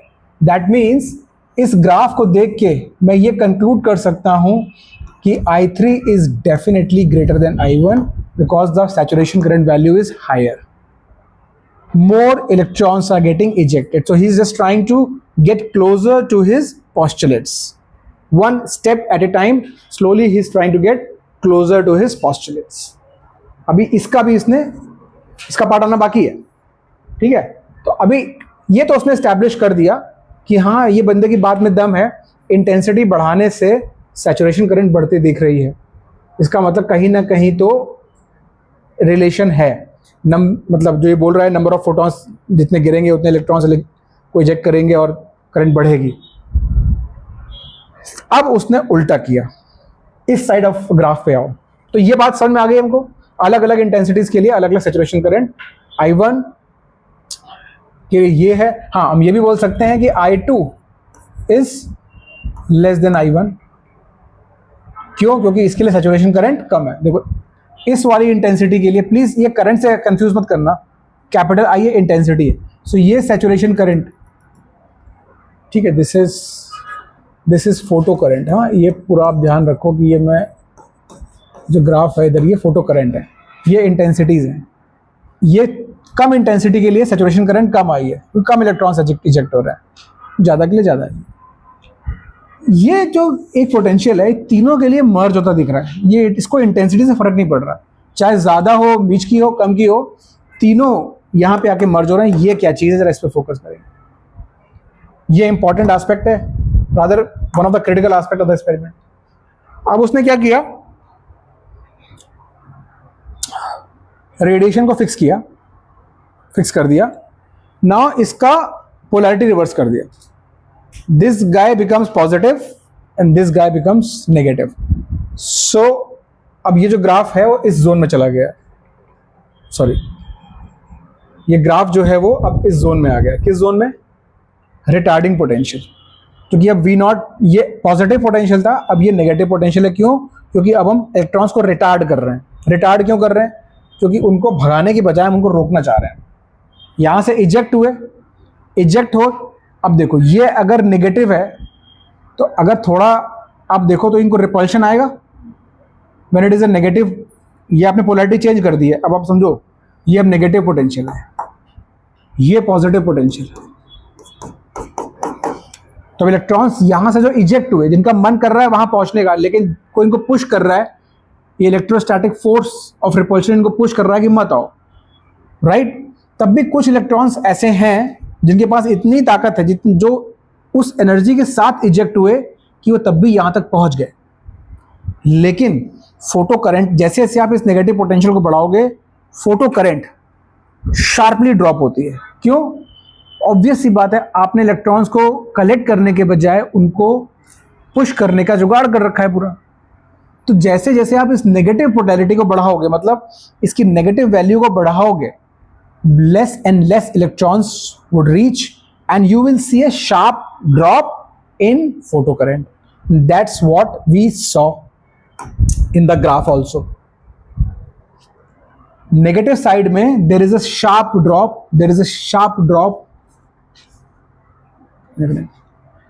but ये क्या है? ये वो पोटेंशियल है जिसपे फोटो करंट जीरो हो गई। और मजे की बात, तीनों ग्राफ्स के लिए ये पोटेंशियल एग्जैक्टली सेम आया। मतलब तीनों अलग अलग इंटेंसिटीज के लिए मेरा स्टॉपिंग पोटेंशियल, इसको बोलते हैं स्टॉपिंग पोटेंशियल, जिसपे फोटो करंट जीरो हो जाए, ये मेरी वैल्यू सेम आई। तो क्या हो रहा है, जरा इसको समझो गाइस, ये थोड़ा इंपॉर्टेंट पार्ट है। When electrons eject, they all eject with different kinetic energies. कैसा होता है, इसको थोड़ा सा हम इस तरीके से समझते हो। ये इक्वेशन बात की है, बट मुझे समझाने के लिए भी लिखनी पड़ेगी। उसने एक इक्वेशन बाद में दी थी इन एक्सपेरिमेंट्स के बाद कि K E kinetic energy of electrons, this is the max kinetic energy of electrons, this is equal to energy falling on it which is HF, photon की energy minus the work function. मतलब ये कहने का है कि ऐसे सोचो कि ये मेटल सरफेस है, यहां पे बैठा हुआ है एक इलेक्ट्रॉन और ये आ रहा है एक फोटोन, उसको वाइट बनाते हैं, ये आ रहा है एक फोटोन एनर्जी लेके, इसके पास एनर्जी है H इंटू एफ। क्यों? Frequency of radiation is H और फोटोन की एनर्जी HF। इस HF में इसको बाहर निकालने के लिए, पहले इस मेटल सरफेस ने बोला रुको, ही इज माई प्रिजनर, अगर तुम इसको बाहर लेके जा रहे हो तो इसको फ्री कराने की कॉस्ट दे के जाओ, मतलब वर्क फंक्शन के बराबर तो मुझे दे के जाओ। और जो बचे वो इसकी काइनेटिक एनर्जी, मतलब जब ये निकलेगा तो इस बैलेंस एनर्जी के साथ निकलेगा। Is this clear? Work function जितनी एनर्जी कंज्यूम हो गई सिर्फ उसको फ्री कराने में, जो बैलेंस बची वो पूरी की पूरी बेस्ट केस में कंज्यूम हो सकती है उसकी काइनेटिक एनर्जी। बेस्ट केस में मैं क्यों बोल रहा हूं, यहां पे इसमें मैक्स क्यों लिखा, काइनेटिक एनर्जी क्यों नहीं लिखा? गाइस आपको इतना पता है कि in a metal lattice energy of electron definitely would depend on its surroundings.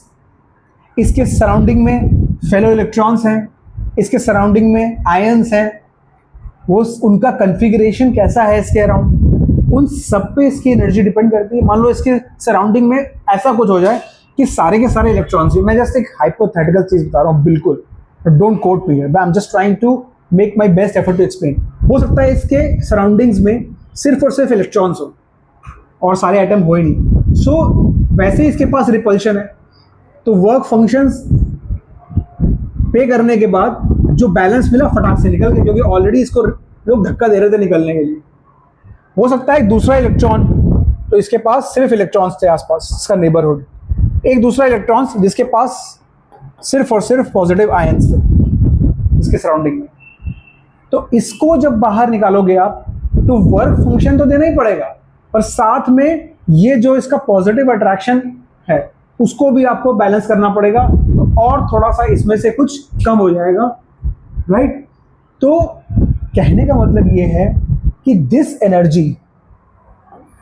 Energy is your best bet for an electron, कि इतनी मिली, इतनी दे दी टू फ्री अप, बैलेंस कहीं और नहीं, पूरा इसको। ऐसे सोचो कि एक प्रिजनर अगर बाहर निकल रहा है, आपने उसको जो जेलर है उसके पॉकेट में डाले, बेसिकली आपके पास 200 रुपए थे, जेलर की पॉकेट में गए 100 रुपए, वो उसका वर्क फंक्शन था, अब वो 100 रुपए लेके निकल रहा था प्रिजनर बाहर, 200 माइनस 100। जब वो बाहर निकलना शुरू हुआ तो उससे एक दोस्त मिला, अरे भाई आपने 10 रुपए मुझसे लिए थे, बाहर जाने से पहले वो दे के जाओ, तो 100 के 90 हो गए। फिर आगे चला, उसने बोला नहीं तुमने मुझसे एक बार ये खाने के लिए कुछ लिया था, तो मैंने तुमको 20 रुपए दिए थे, तो वो मेरे 20 और निकाल दो 70। तो आइडियली उसको मिलने चाहिए टोटल 100, 200 आपने उसको दिए, 100 उसने जेलर की पॉकेट में डाले। आइडियली अगर कोई डेट नहीं होता तो वो 100 लेके बाहर निकलता, that was the maximum, but because of this neighbourhood problems he had to share out more, so his kinetic energy और his total money out would be lesser than this. So this is the maximum possible energy.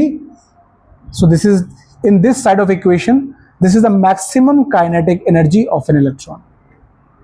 तो कहने की चीज ये हो गई कि यहां से जब इलेक्ट्रॉन निकला तो हर एक इलेक्ट्रॉन इजेक्ट होने के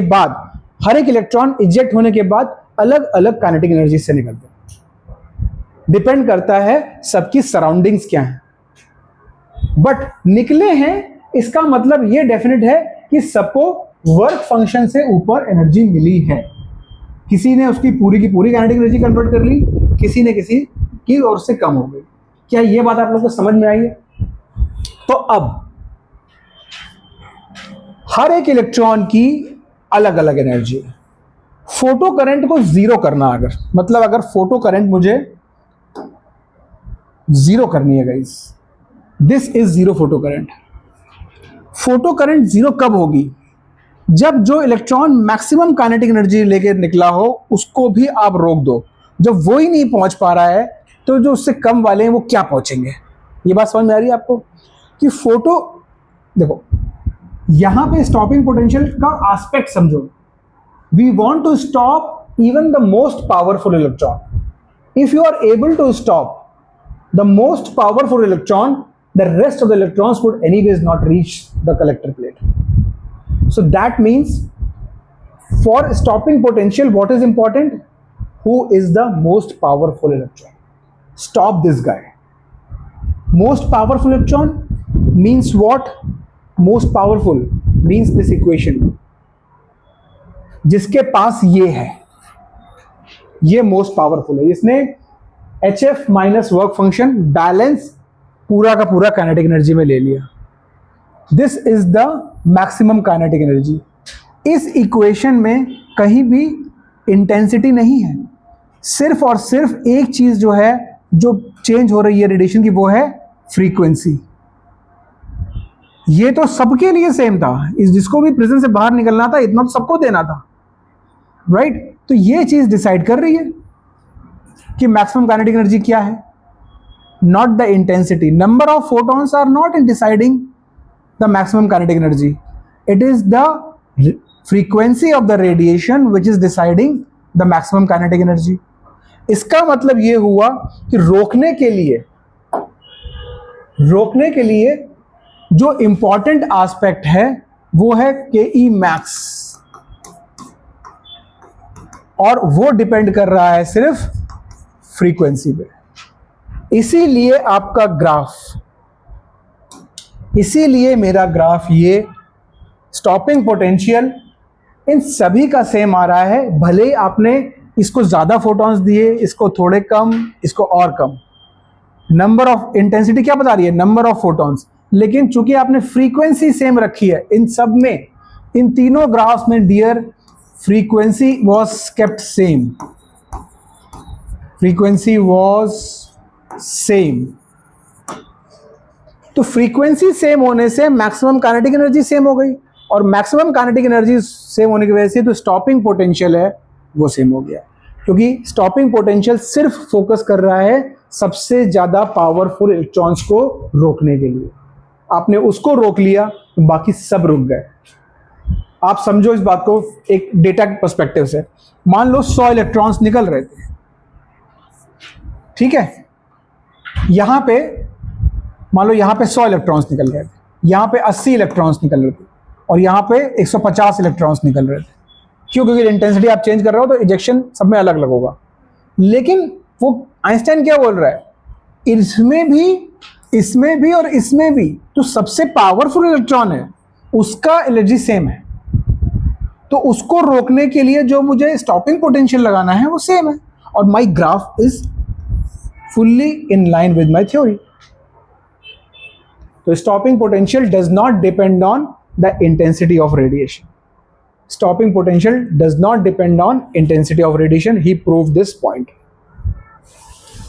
अब उसका next part experiment. Yes, next part. अब उसने कहा क्या करेंगे हम, अब रेडिएशन की फ्रीक्वेंसी, इसको अभी तक मैंने टच नहीं किया था. रेडिएशन की फ्रीक्वेंसी इसको मैंने अभी तक टच नहीं किया था. मैं सब कुछ सेट कर दूंगा, ठीक है? अब सिर्फ इसको ही चेंज करूंगा. अब मैं अलग अलग फ्रीक्वेंसी इस पे गिराऊंगा, और मैं अलग अलग फ्रीक्वेंसी के लिए ये सेम फोटो करंट का ग्राफ बनाऊंगा. और उसने बनाया अलग अलग फ्रीक्वेंसी के लिए. जब उसने ग्राफ बनाया गाइस अलग अलग फ्रीक्वेंसी के लिए, तो उसका ग्राफ कुछ इस तरीके का बना. बड़ा ही इंटरेस्टिंग ग्राफ. इंटेंसिटी इस ग्राफ में क्या है, ध्यान रखो. पहले इंटेंसिटी सेम है. इंटेंसिटी मैं कई ग्राफ ड्रॉ करूंगा, इंटेंसिटी सबकी सेम है, फ्रीक्वेंसीज आर डिफरेंट.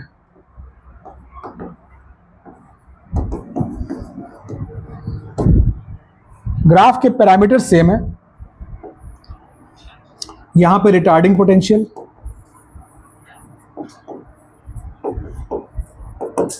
और यहां पे एक्सीलरेटिंग पोटेंशियल.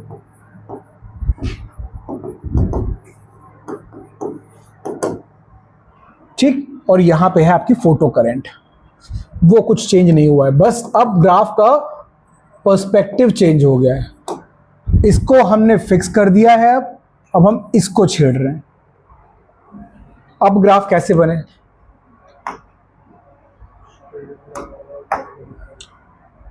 एक ग्राफ आया ऐसा, दूसरा ग्राफ आया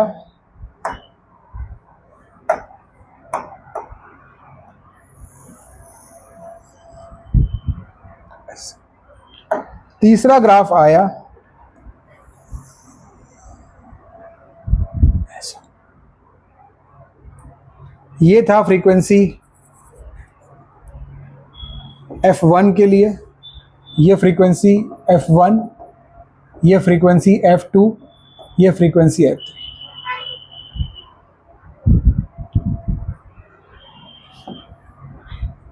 ये तीन स्टॉपिंग पोटेंशियल आए अलग अलग। सो ये आया V03, ये आया V02 और दिस V0। देखो एग्जैक्टली ऐसे उसका ग्राफ बन के आया जब उसने इंटेंसिटी को फ्रीज कर दिया और अलग अलग फ्रीक्वेंसीज पे ग्राफ बनाया, F1, F2, F3।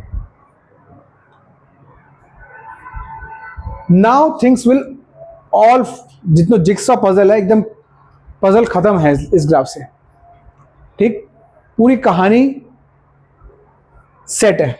Saturation current is same. ये वाली करंट कौन सी थी? एक्सीलरेटिंग पोटेंशियल को बढ़ा रहे हो तो और इलेक्ट्रॉन्स पहुंच रहे हैं, पहले बढ़ रही है आगे आगे, फिर वो सैचुरेट हो रही है। सैचुरेशन करंट तीनों फ्रीक्वेंसी के लिए सेम आया।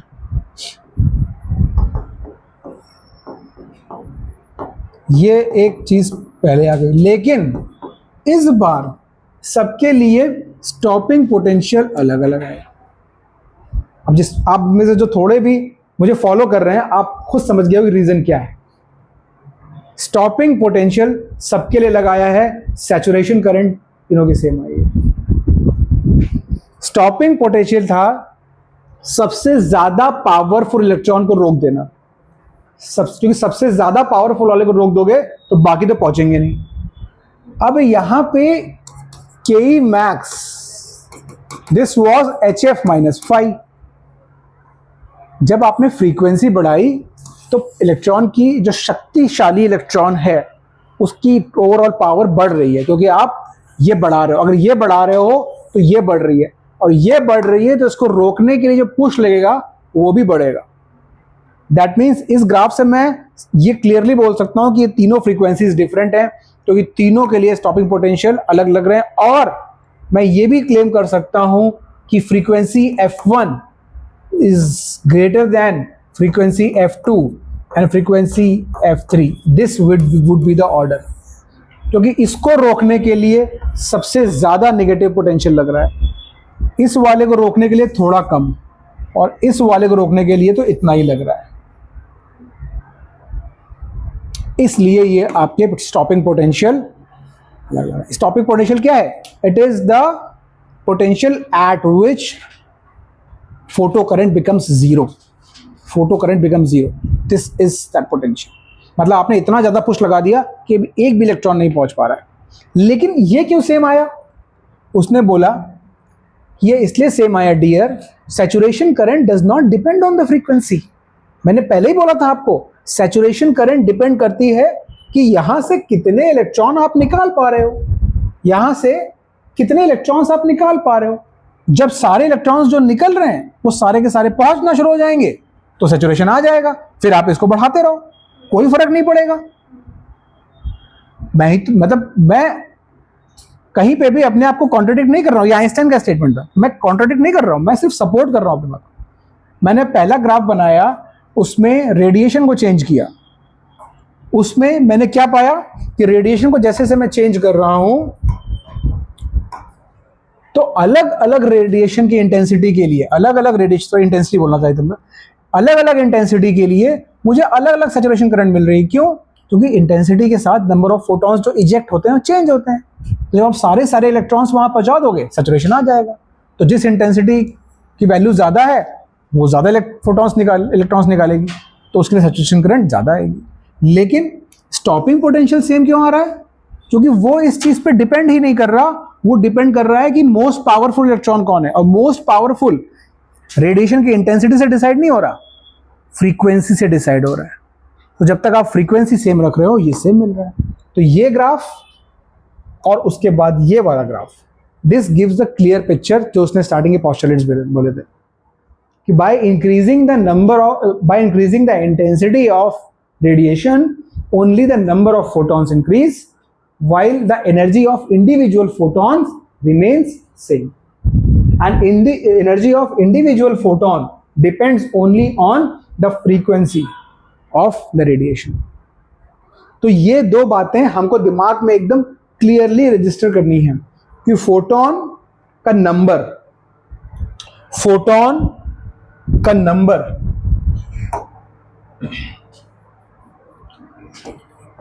ऑफ फोटॉन्स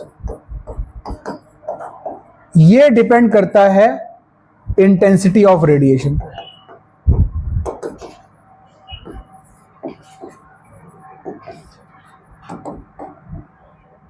और मैक्सिमम एनर्जी ऑफ फोटोन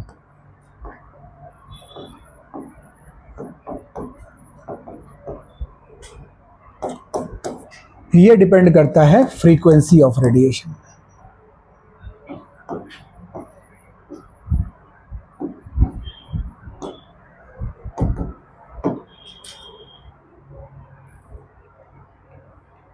ठीक है डियर स्टूडेंट्स, इतना आपको समझ में आ रहा है?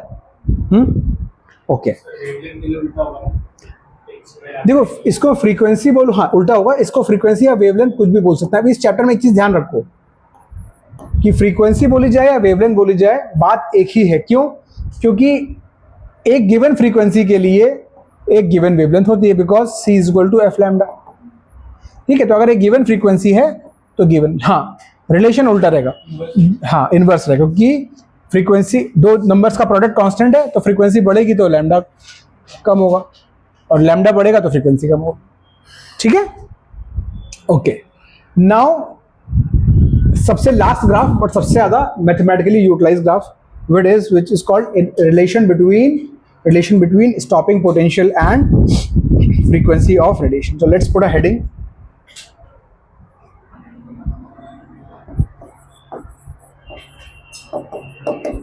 Relation between stopping potential and frequency. जो मैंने आपको अभी दिखाया, क्योंकि मुझे ऐसे कंफ्यूजन्स एज अ स्टूडेंट होते हैं इसलिए मैं क्लियर कर रहा हूँ। जो मैंने आपको ये रिलेशन दिखाया गाइस, ये ग्राफ एक्चुअली फ्रीक्वेंसी और स्टॉपिंग पोटेंशियल का तो नहीं है, ये ग्राफ है एक्सेलरेटिंग स्टॉपिंग पोटेंशियल और फोटो करंट के साथ। हाँ, यहाँ पे ये बस दिख रहा है कि अलग अलग फ्रीक्वेंसीज के लिए स्टॉपिंग पोटेंशियल अलग अलग आ रहा है, but that is not enough to draw a relation between frequency and the stopping potential, exact relation, right? So that's what we are going to do. We are going to draw a relation between frequency and these numbers, right? That is the idea. बहुत simple है। उसकी equation क्या थी? के max. अब ये मुझे लगता है कि सीक्वेंस कुछ ऐसा हुआ होगा कि उसने पहले ये पूरा डेलिब्रेशन दिया होगा, लास्ट में एक क्वेश्चन दी होगी, इसलिए एनसीईआरटी ने वो फ्लो भी ऐसा रखा है। ठीक है, कि मतलब ये आइंस्टाइन की इक्वेशन सबसे लास्ट में उसने बताया कि ये मेरी इक्वेशन है। अब उसको उसने जस्टिफाई किया अपने ऑब्जर्वेशन से, HF-5। ठीक, अब उसने ये बोला कि स्टॉपिंग पोटेंशियल मतलब क्या? स्टॉपिंग पोटेंशियल मतलब ये कि जो इलेक्ट्रॉन जिसके पास मैक्सिमम एनर्जी थी, मैक्सिमम एनर्जी वाला इलेक्ट्रॉन, ठीक है, इसको आपने यहां पहुंचते पहुंचते जस्ट रोक लिया। मतलब ये है यहां और यहां के बीच में है एक रिटार्डिंग पोटेंशियल, ये वो इलेक्ट्रॉन है जिसके पास मैक्सिमम काइनेटिक एनर्जी थी और इसने कलेक्टर प्लेट पे पहुंचते पहुंचते जस्ट अपना दम तोड़ दिया, इसकी काइनेटिक एनर्जी 0 हो गई। बाउंड्री कंडीशन यही हुई ना। इसका मतलब ये है कि K max was just equal to the negative work done by the electric field on this electron. मतलब कि जो इस पर वर्क हो रहा है, जब ये रिटार्ड हो रहा है तो इस पर कोई फोर्स वर्क भी तो कर रहा है, तो जो फोर्स इस पर नेगेटिव वर्क कर रहा है वो वर्क डन यहाँ से यहाँ पहुँचने में यहाँ काइनेटिक एनर्जी मैक्स थी, यहाँ पे 0 थी, तो change in kinetic energy is equal to the work done, right, work energy theorem. तो वर्क इस समय कौन कर रहा है इसके ऊपर? वर्क करने वाला एक ही फोर्स है, इलेक्ट्रोस्टैटिक फोर्स, और वो फोर्स वर्क करता है Q इंटू वी। आपको मालूम है इलेक्ट्रॉन के लिए लिखा जाएगा E इंटू वी, और चूंकि मैं स्टॉपिंग पोटेंशियल की बात कर रहा हूं तो मैं वी ना लिख के वी नॉट लिखूं। फिर से समझो इसको, this is the work done on the electron. किसी भी चार्ज पार्टिकल को जब एक पोटेंशियल में आप मूव करते हो पोटेंशियल डिफरेंस पे, जो वर्क डन होता है वो Q इंटू वी होता है, ये आपको पता होना चाहिए। Any charge particle in electric field, this is the work done. तो इस पे इलेक्ट्रॉन पे वर्क डन कितना होगा? इसका charge into the stopping potential. अब इस केस में जब हम इलेक्ट्रॉन को जस्ट रोक रहे हैं, इसका मतलब ये work done is equal to the maximum kinetic energy. आई बात समझ में कि नहीं?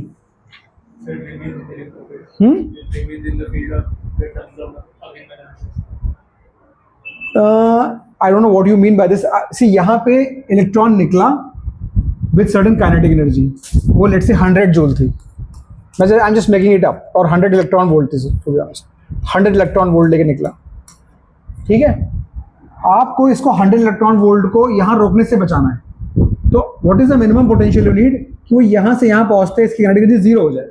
तो इसका मतलब you want to do a negative work of 100 electron volt on this electron, और वो वर्क कौन करेगा? This potential difference, the negative potential difference, this is charge into V. तो Q इंटू वी को लिखा है मैंने E इंटू वी नॉट, ठीक है। तो वापस आते हैं हम लोग, ये चीज मैंने सिर्फ समझाने के लिए लिखी है, आपको एग्जाम में सिर्फ इतना लिखना है, for stopping electron Ke max should be equal to the work done by the stopping potential। तो ये हटा के हम यहाँ पे ये डाल देंगे EV not is equal to HF minus five. तो यहाँ से V नॉट आ जाएगा H by E times F minus five by E।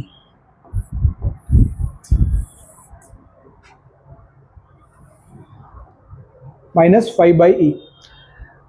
ये बहुत इंपॉर्टेंट रिलेशन है, इसका डेरिवेशन भी कभी कभी एग्जाम में आता है, बट इसके क्वेश्चंस बहुत आते हैं। तो इसके क्वेश्चंस कैसे आते हैं वो आप थोड़ा आपको समझना पड़ेगा, तो प्लीज़ अलर्ट रहना।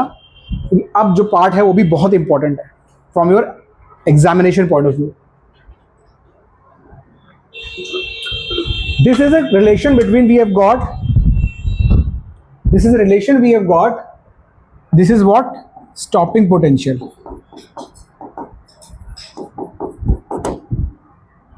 and frequency of radiation। अगर मैं इसको y बोलूं, ये क्या है? प्लैंक कांस्टेंट, नाम में कांस्टेंट। ये क्या है? Charge of electron which is a constant, y is equal to m। Frequency में प्लॉट कर रहा हूं, इसको मैं x बोल दूं, because phi is the work function. Work function सिर्फ चेंज होगा जब आप मेटल चेंज करोगे, बाकी एक्सपेरिमेंट में तुमने कहीं चेंज ही नहीं किया, वो जब तक मेटल सेम है वर्क फंक्शन सेम है। तो ये भी कांस्टेंट, ये भी कांस्टेंट। तो ये ग्राफ कैसा है? y is equal to mx plus straight line. Slope कैसा होना चाहिए इसका? Positive upon positive, positive slope. And इसका y इंटरसेप्ट शुड बी, ये पॉजिटिव नंबर है, ये पॉजिटिव, ये नेगेटिव है, तो ये y इंटरसेप्ट इज नेगेटिव। तो इसका ग्राफ अगर हम प्लॉट करेंगे तो कैसा प्लॉट होना चाहिए था? तो आप कैसी बात कर रहे हैं सर? स्ट्रेट लाइन का ग्राफ विद नेगेटिव स्लोप कैसा प्लॉट होता है? कुछ ऐसा प्लॉट होता है, क्योंकि इसको आप एक्सटेंड करोगे तो ये नेगेटिव स्लोप आएगा। इसको आप बोलोगे C, और ये जो थीटा एंगल है ये स्लोप के बराबर होगा, और ये होना चाहिए h/e। इतनी मैथ्स तो आप लोग स्ट्रेट लाइन में पढ़ चुके हो कि ये जो स्लोप है इसका tan theta which is equal to that coefficient which is written graph क्या था हमारा, V naught is equal to H by E times F minus five by E. इसका मतलब ये वैल्यू सी क्या है, फाइव बाई ई, और ये स्लोप हमने निकाल दिया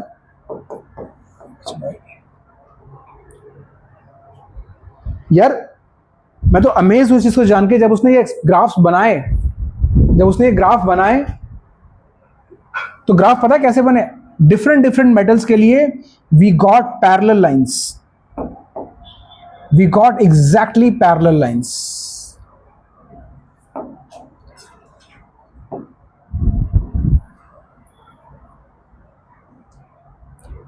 ये मान लेते हैं फ्रीक्वेंसी f1 थी, ये फ्रीक्वेंसी f2, क्योंकि यहाँ पे हम क्या प्लॉट कर रहे हैं डियर, अगर आप भूल गए हो तो बता दूं, ये हम लोग फ्रीक्वेंसी और स्टॉपिंग पोटेंशियल प्लॉट कर रहे हैं। स्टॉपिंग पोटेंशियल y है और फ्रीक्वेंसी x।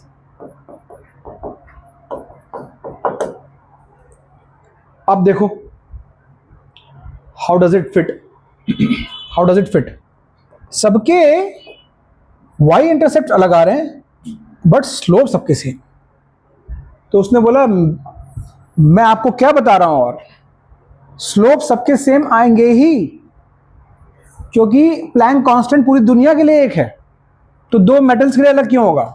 इलेक्ट्रॉन का चार्ज पूरी दुनिया के लिए एक है, सो दो अलग अलग मेटल्स के अलग क्यों होगा। So if this is metal A, this is metal B and this is metal C, तो ये नंबर क्यों चेंज होना चाहिए। You should have got parallel lines and that's what my equation is telling you. तो उसके जो experimental graph आए एकदम परफेक्ट फिट हुए उसकी थ्योरी पे। Are you able to appreciate this, कि पहले उसने एक ग्राफ बनाया फिर ये थ्योरी दी, उस ग्राफ से उसने इक्वेशन डिराइव करी होगी। इसीलिए तो साइंटिस्ट होते हैं जो ब्रेन का वो पार्ट यूज करते हैं जो हम लोग कभी अचीव ही नहीं कर सकते, राइट। एंड देन उसने बोला ये y इंटरसेप्ट अलग अलग क्यों है, वो भी मेरी थ्योरी बता रही है। इन तीनों मेटल्स के वर्क फंक्शन अलग अलग हैं, इसीलिए इनके y इंटरसेप्ट अलग है। इसका वर्क फंक्शन सबसे कम है, इसका थोड़ा ज्यादा है, इसका थोड़ा सा, इसीलिए y इंटरसेप्ट अलग आ रहे हैं, लेकिन ये लाइन। और to be honest, in the sequence of event Planck constant की वैल्यू एक्चुअली जो एक्सपेरिमेंटली फर्स्ट टाइम डिराइव हुई वो आइंस्टाइन के ग्राफ से हुई। इसका एक्चुअली एच का कैलकुलेशन इस ग्राफ से आया, कि लोगों ने इस ग्राफ को प्लॉट किया, इसका स्लोप निकाला, tan थीटा किया उसका, और उसको h बाई ई के बराबर किया, ई को इधर मल्टीप्लाई किया, और उससे h is equal to E tan theta निकाल के h की वैल्यू सर्टिफाई करी, और तब फर्स्ट टाइम जो है एक्सपेरिमेंटल वैल्यू h की एक्चुअली कैलकुलेटेड वैल्यू से मैच की गई, और वो भी ऑलमोस्ट मैच कर रही थी। जो प्लैंक्स कांस्टेंट की वैल्यू जो हम लोगों को पता थी उस समय, और जो इसके स्लोप से निकली h is equal to E tan theta, that was nearly same. तो मैं तो कहता हूँ नोबेल से बड़ा भी कोई अगर प्राइज हो तो उसको मिलना चाहिए था, टू बी ऑनेस्ट। और ऐसा नहीं हवाबाजी है, इन सब चीज़ों के यार बहुत ज़्यादा प्रैक्टिकल इंजीनियरिंग एप्लीकेशंस हैं जो हम बिना जाने day in day out use करते हैं, चाहे वो हेल्थ सेक्टर हो, चाहे वो टेलीकम्युनिकेशन सेक्टर हो, एनर्जी सेक्टर हो, सब जगह यूज़ हो रहा है, राइट। तो ये determination of Planck constant from Einstein graph of frequency and stopping potential. अच्छा, इससे अब लास्ट चीजें की बची हुई है, how do we explain this region. Let's say for metal A, how do we explain this region. मतलब आप जीरो से लेके मान लो ये फ्रीक्वेंसी है 100 हर्ट्ज, ठीक है, 100 बहुत कम हो गई यार,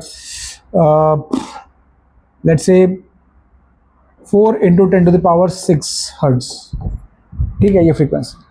सो जीरो से लेके यहां तक स्टॉपिंग पोटेंशियल जीरो है। भाई इस ग्राफ को अगर कोई देखे तो क्या देखेगा कि ये फ्रीक्वेंसी है, ये स्टॉपिंग पोटेंशियल। सो जीरो से लेके F1 फ्रीक्वेंसी तक स्टॉपिंग पोटेंशियल क्या है, जीरो है। How do you explain this. तो उसने बोला इसका एक सिंपल रीजन है,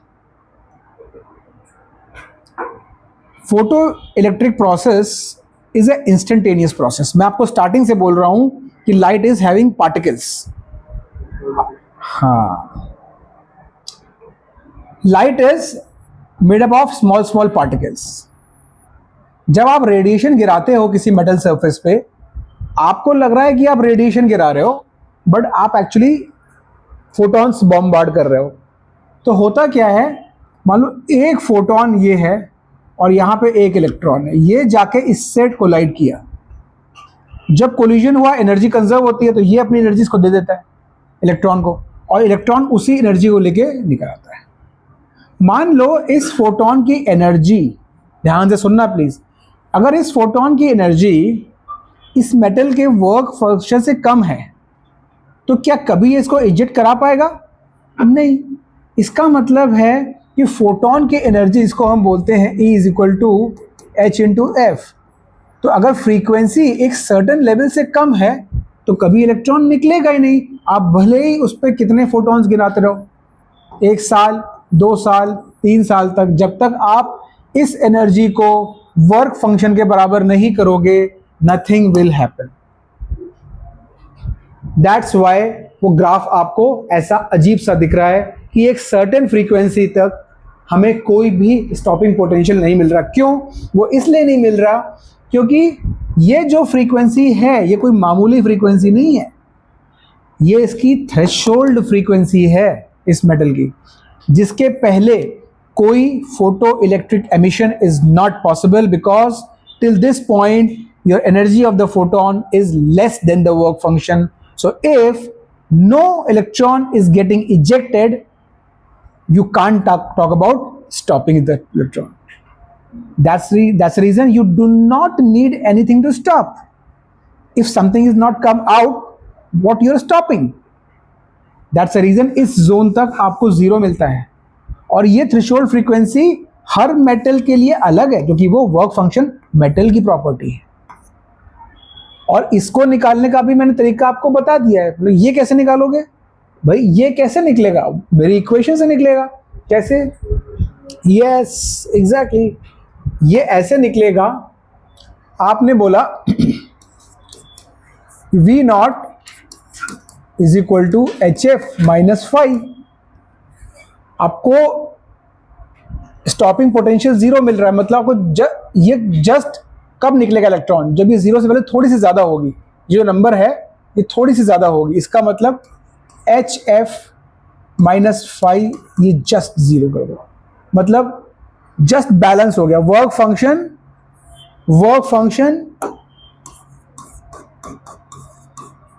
जस्ट बैलेंस हो गया फोटोन की एनर्जी के. इलेक्ट्रॉन जस्ट निकलेगा without actually any balance of kinetic energy. So this is called your threshold frequency. So F naught का फॉर्मूला आ गया phi by h. This is threshold frequency. क्योंकि यहाँ पे F अगर आप phi by h डालोगे तो चीज़ें कैंसिल होंगी, तो स्टॉपिंग पोटेंशियल या फिर Ke max एक्चुअली था क्या इसमें? ये तो बाद में लाए थे ग्राफ के लिए. पहले क्या लिखा था यहाँ पे? Ke max is equal to H F minus five. तो जस्ट इजेक्शन कराना, मतलब जस्ट हमको इलेक्ट्रॉन्स को बाहर निकाल लेना. इसको मतलब थ्रेशोल्ड को आप ऐसा समझो, ज़्यादा इसी रहेगा. हमें जस्ट बाहर निकालना है. जस्ट बाहर निकालना है, इसका मतलब 100 रुपये जेलर को देंगे और 100 ही रुपये हैं और वो लेके बस बाहर निकल गया बिना किसी बैलेंस के, लेकिन बाहर आ गया. तो दिस मीन्स कि this is 0, H F minus five. ये आपकी इक्वेशन है जब आप जस्ट उसको इजेक्ट कर पाओगे. That means F not equal to five by H. This is the threshold frequency. And graph में वो ऐसे एक्सप्लेन होती है, क्योंकि ग्राफ भी वैसे ही बन रहा है. इतनी फ्रीक्वेंसी तक कोई रेडिएशन नहीं, इतनी फ्रीक्वेंसी तक कोई रेडिएशन नहीं, इतनी फ्रीक्वेंसी तक कोई रेडिएशन नहीं. उसके बाद रेडिएशन स्टार्ट हुआ, सॉरी एमिशन स्टार्ट हुआ, एमिशन स्टार्ट हुआ, एमिशन स्टार्ट हुआ, और आपको स्टॉपिंग पोटेंशियल अलग अलग लगाना, क्योंकि जैसे जैसे आप फ्रीक्वेंसी बढ़ा रहे हो आपका स्टॉपिंग पोटेंशियल बढ़ रहा है. बढ़ना भी चाहिए था. क्यों? स्टॉप, आपने फ्रीक्वेंसी बढ़ाई, एनर्जी ऑफ पावरफुल इलेक्ट्रॉन्स बढ़ी, तो उसको रोकने के लिए जो पोटेंशियल लगा वो भी बढ़ा, और वो इवेंचुअली स्ट्रेट लाइन है. वो इवेंचुअली एक स्ट्रेट लाइन है. तो अभी 2023 3 CBSE बोर्ड में एक क्वेश्चन आया जो बच्चों ने डेफिनेटली जो फीडबैक आया कि सर पता नहीं क्या क्वेश्चन आया था, सिर्फ एक ग्राफ दे दिया और पता नहीं क्या क्या पूछ लिया। डियर वो ग्राफ ऐसा कुछ दिया हुआ था इन्होंने, एक ऐसा ग्राफ बनाया हुआ था, यहाँ पे लिखा हुआ था स्टॉपिंग पोटेंशियल और यहाँ पे बना हुआ था फ्रीक्वेंसी, ठीक है। और ये एंगल दिया हुआ था, सिर्फ ये एंगल दिया था, और ये डॉट डॉट डॉट करके ऐसे लाइन बढ़ाई हुई थी पीछे, ये वैल्यू अपने कुछ कांस्टेंट दी हुई थी x। अब मुझे याद नहीं एग्जैक्टली डेटा क्या था, बट कुछ वैल्यू ये बोला था कि look at this graph and right the value of Planck constant, right the value of Planck constant. अब लोग सोच रहे हैं कि एक थीटा एंगल दिया हुआ है, ये x दिया हुआ है, ग्राफ दिया हुआ है। आपको मैंने अभी बताया था E is equal to H is equal to E tan theta, सिर्फ यही करना था उस ग्राफ में। 3 मार्क्स का क्वेश्चन था कि यहाँ पे लिखना था h is equal to E tan theta. अब ये मुझे वैल्यू एग्जैक्टली याद नहीं, थीटा की क्या दी हुई थी, कुछ एग्जैक्ट दी हुई थी, बस ये था। तो ये प्लैंक कांस्टेंट की वैल्यू थी। फिर उस मेटल का वर्क फंक्शन पूछा था। आपको मालूम है कि ये जो y इंटरसेप्ट है, ये जो वैल्यू है, ये x, ये क्या है 5/, तो ये x वैल्यू दी हुई थी, तो यहाँ phi is equal to x into E. ये 2 स्टेटमेंट लिखने का फॉर्मूला दिया। तो ग्राफ का इंटरप्रिटेशन आपको क्लियर है, तो इस तरह कोई भी क्वेश्चन आप कर सकते हो। ऐसे और भी क्वेश्चंस आए हुए हैं 24-25 में, CBSE बोर्ड में, JEE मेंस में। इस टॉपिक से एडवांस में क्वेश्चन जल्दी नहीं बनता, क्योंकि इसका शायद नेचर ही वैसा नहीं कि इसमें बहुत कॉम्प्लिकेट नहीं कर सकते चीज़ों को। तो बंस एडवांस तो नेवर नो कब कहाँ से क्वेश्चन बना दे। हाँ सॉरी, बना हुआ है एडवांस का क्वेश्चन बना हुआ है, वो अभी मैं आज नहीं कर पाएंगे, हम लोग नेक्स्ट में करेंगे। अब उसका इसका लास्ट पार्ट, हर चीज का एक कंक्लूजन। उसने क्या बोला था कि रेडिएशन इज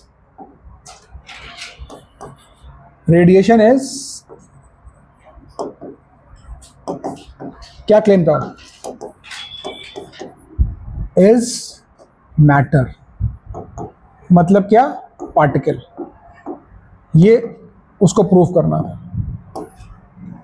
अब इस पूरे एक्सपेरिमेंट से ये चीज़ कैसे प्रूव होती है? इस पूरे एक्सपेरिमेंट से ये चीज़ ऐसे प्रूव होती है माय डियर स्टूडेंट्स, ये बिल्कुल वैसा ही किस्सा है कि आपको एक फ्लावर को एक प्लांट से प्लक करना है अगर, ठीक है, फ्लावर को एक प्लांट से प्लक करना है, तो what you need a certain minimum force to pluck. It does not really matter, एक छोटा बच्चा है वो सिर्फ उसको पुल करता रहे, सेम फोर्स से पुल करता रहे और सोचे कि after some times the flower will come out of the plant. That would never happen. आप आओगे, बोलोगे बेटा तुमको पता नहीं है, इसको तोड़ना है तो इतने फोर्स से आपको प्लग करना पड़ेगा। उसने बोला कि अगर रेडिएशन पार्टिकल से बना नहीं होता तो, अगर रेडिएशन पार्टिकल से नहीं बना होता तो फोटो, ये जो ग्राफ है हमारा, ये ग्राफ कभी ऐसा दिखता ही नहीं। एक सर्टेन फ्रीक्वेंसी से नीचे आप कितनी देर radiation you can continue, for hours, for years, for decades.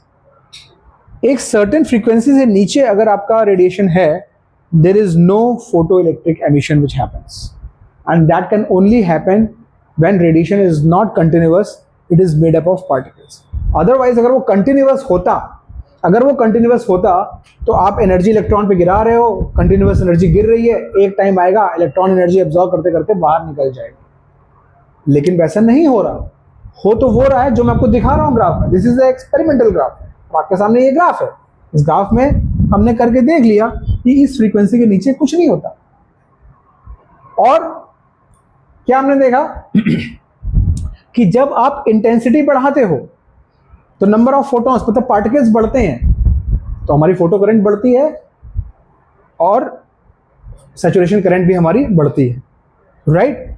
इसका मतलब ये है कि कहीं ना कहीं there is a relation between the intensity and these particles, right?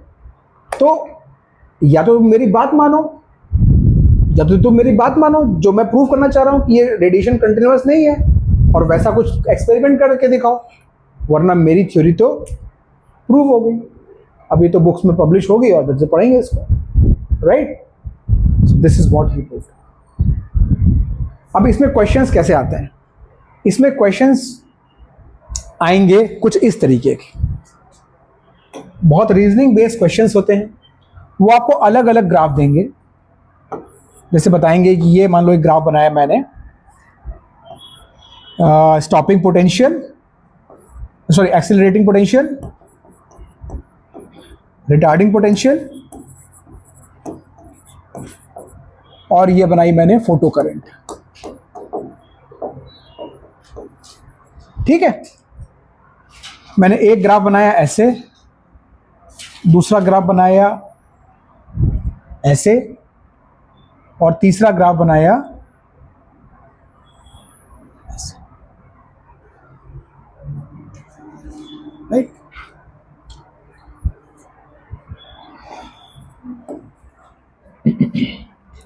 मान लो ये है ग्राफ ए, ये वाला बी, ये वाला सी, ए बी सी। वो पूछेगा order of intensities of I A, I B, I C बनाओ, order of frequency F A, F B, F C. अब यहां पे आती है आपकी कंसेप्चुअल डेप्थ, जो मैंने आपको भी पिछले 2 घंटे में समझाई। पहले बात करते हैं इंटेंसिटी की। इंटेंसिटी ड्राइव्स सैचुरेशन करंट, ये हमारा कॉन्सेप्ट है। Intensity drives saturation current. Saturation current B और सी के लिए सेम है। इसका मतलब I B is equal to I C, and this is has to be greater than. इतना ही बस करना होता है। अब देखा frequency drives stopping potential. Stopping potential it is same for A and B. Stopping potential A और B का सेम आ रहा है। स्टॉपिंग पोटेंशियल सेम कब आता है? जब फ्रीक्वेंसी सेम होती है। इसका मतलब ये हुआ F A is equal to, और स्टॉपिंग पोटेंशियल देखो सी का ज़्यादा आया है, इसका मतलब दिस शुड बी। क्या सबको ये बात समझ में आ रही है?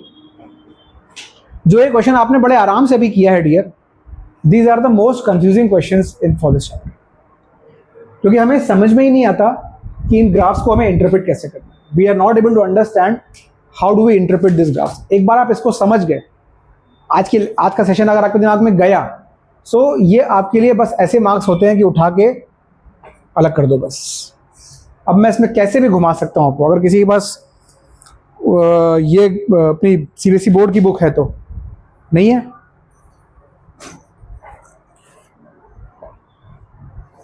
Yes thank you.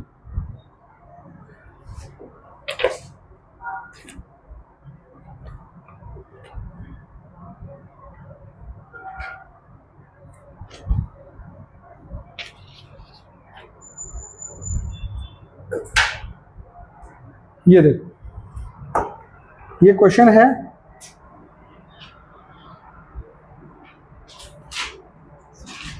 Guys 4 marks का, केस स्टडी में दिया गया 2023 में।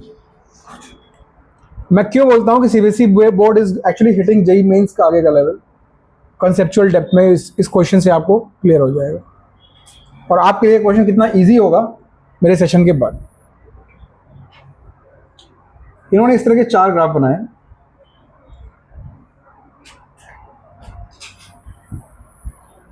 एक ऐसा,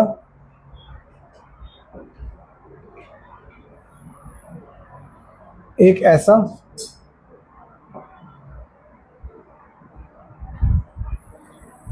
एक ऐसा,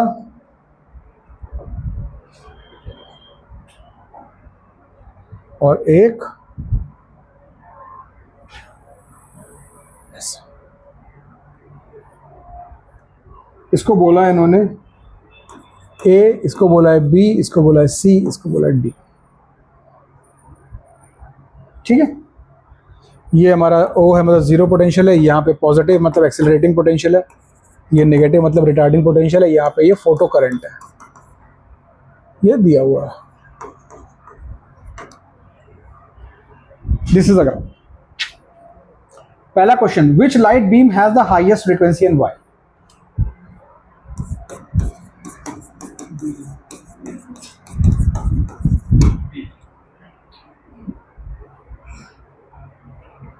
स्टॉपिंग पोटेंशियल ज्यादा है सबसे। दिस इज कॉल्ड, सीधा राइट ऑन द मनी सोचना है। क्या सर ने बताया था, स्टॉपिंग पोटेंशियल जिसका सबसे ज्यादा है उसकी फ्रीक्वेंसी सबसे ज्यादा है, क्योंकि ये डिसाइड कर, फ्रीक्वेंसी डिसाइड करती है स्टॉपिंग पोटेंशियल क्या होगा।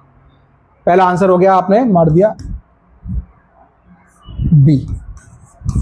क्लियर है? दूसरा question, which light beam has the longest wavelength and why? देखो वेवलेंथ और फ्रीक्वेंसी में इनवर्स रिलेशन पूछ रहा है। लॉन्गेस्ट वेवलेंथ मतलब lowest frequency, lowest frequency C, क्योंकि सी के लिए स्टॉपिंग पोटेंशियल सबसे कम। ये दूसरा क्वेश्चन। तीसरा question, which light beam ejects photo electrons with maximum momentum and Y?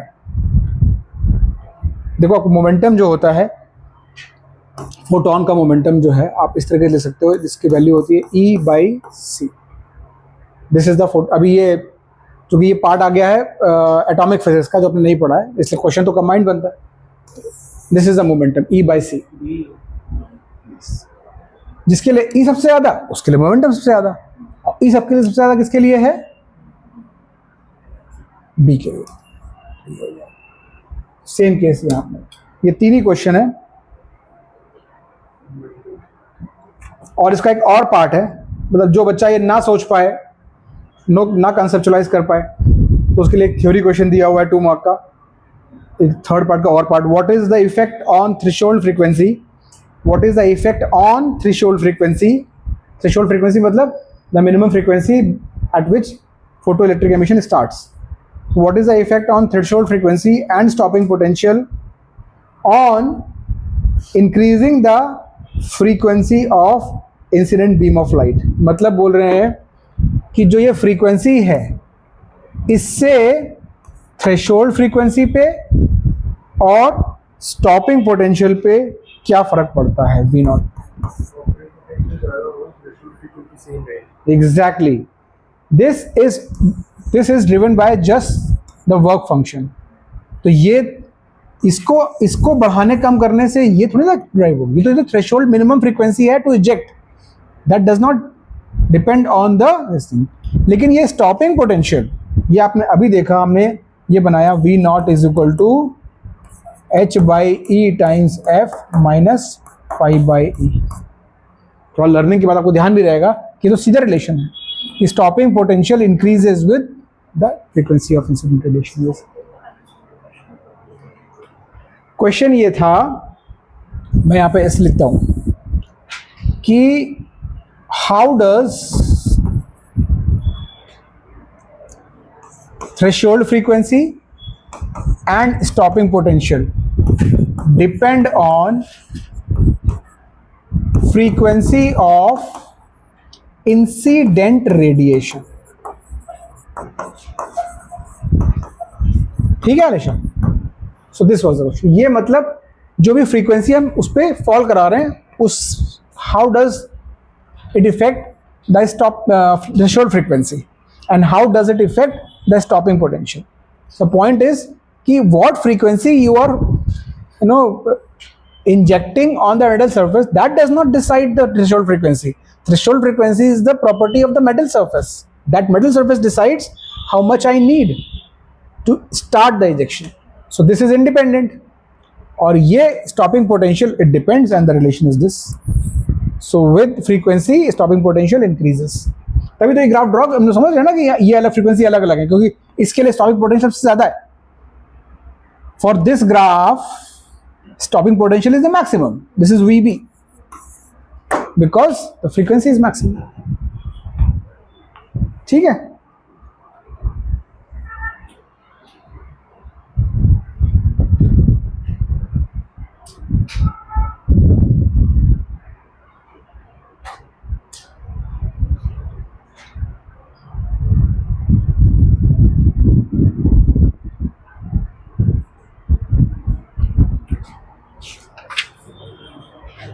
एक और करते हैं question last, then we will finish the class.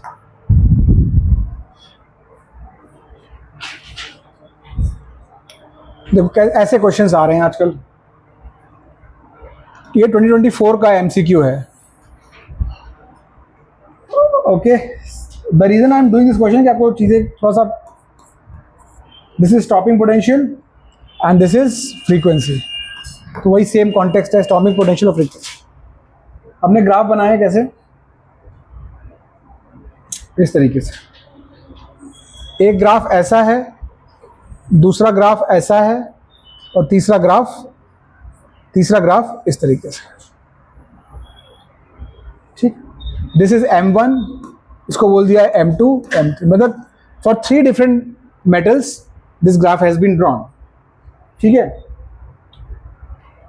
सो पूछा गया है कि इस वाले का वर्क फंक्शन φ1 है, इसका φ2 है, इसका वर्क फंक्शन φ3 है, और 4 ऑप्शन में दिया गया है कि रिलेशन लिखना. तो मतलब एक ए ऑप्शन इस तरीके से दिया हुआ है, φ1 ग्रेटर देन φ2 ग्रेटर देन φ3. ठीक है, ऐसे 4 ऑप्शन दिए गए हैं. इससे पहले कि मैं क्वेश्चन लिख पाऊँ, आप लोग आंसर कर दोगे इसका. φ2 ग्रेटर देन φ3 ग्रेटर देन φ1, और यहाँ पे दिया हुआ है 2 3 1, φ2 ग्रेटर देन φ3 ग्रेटर देन φ1. एक ये सी ऑप्शन है, और डी ऑप्शन अपना ये है φ2 φ1 φ3. बी और सी सेम हो गए. एक मिनट, बी क्या है, φ2 φ3 φ1, और सी क्या है, φ3 φ2 φ1. अच्छा, दिस इज φ3 φ2 φ1. ये पूछा सामने सामने की. आपको मालूम है कि जिसका y इंटरसेप्ट सबसे ज़्यादा है उसका वर्क फंक्शन सबसे ज़्यादा है. तो y इंटरसेप्ट सबसे ज़्यादा किसका है, 3 का, उससे कम 2 का, उससे कम 1 का. तो φ3 greater than φ2 greater than φ1. Answer right. तो इस तरह के, अब ऐसे आपने बुक में देखोगे तो बहुत क्वेश्चंस मिल जाएंगे. Thank you.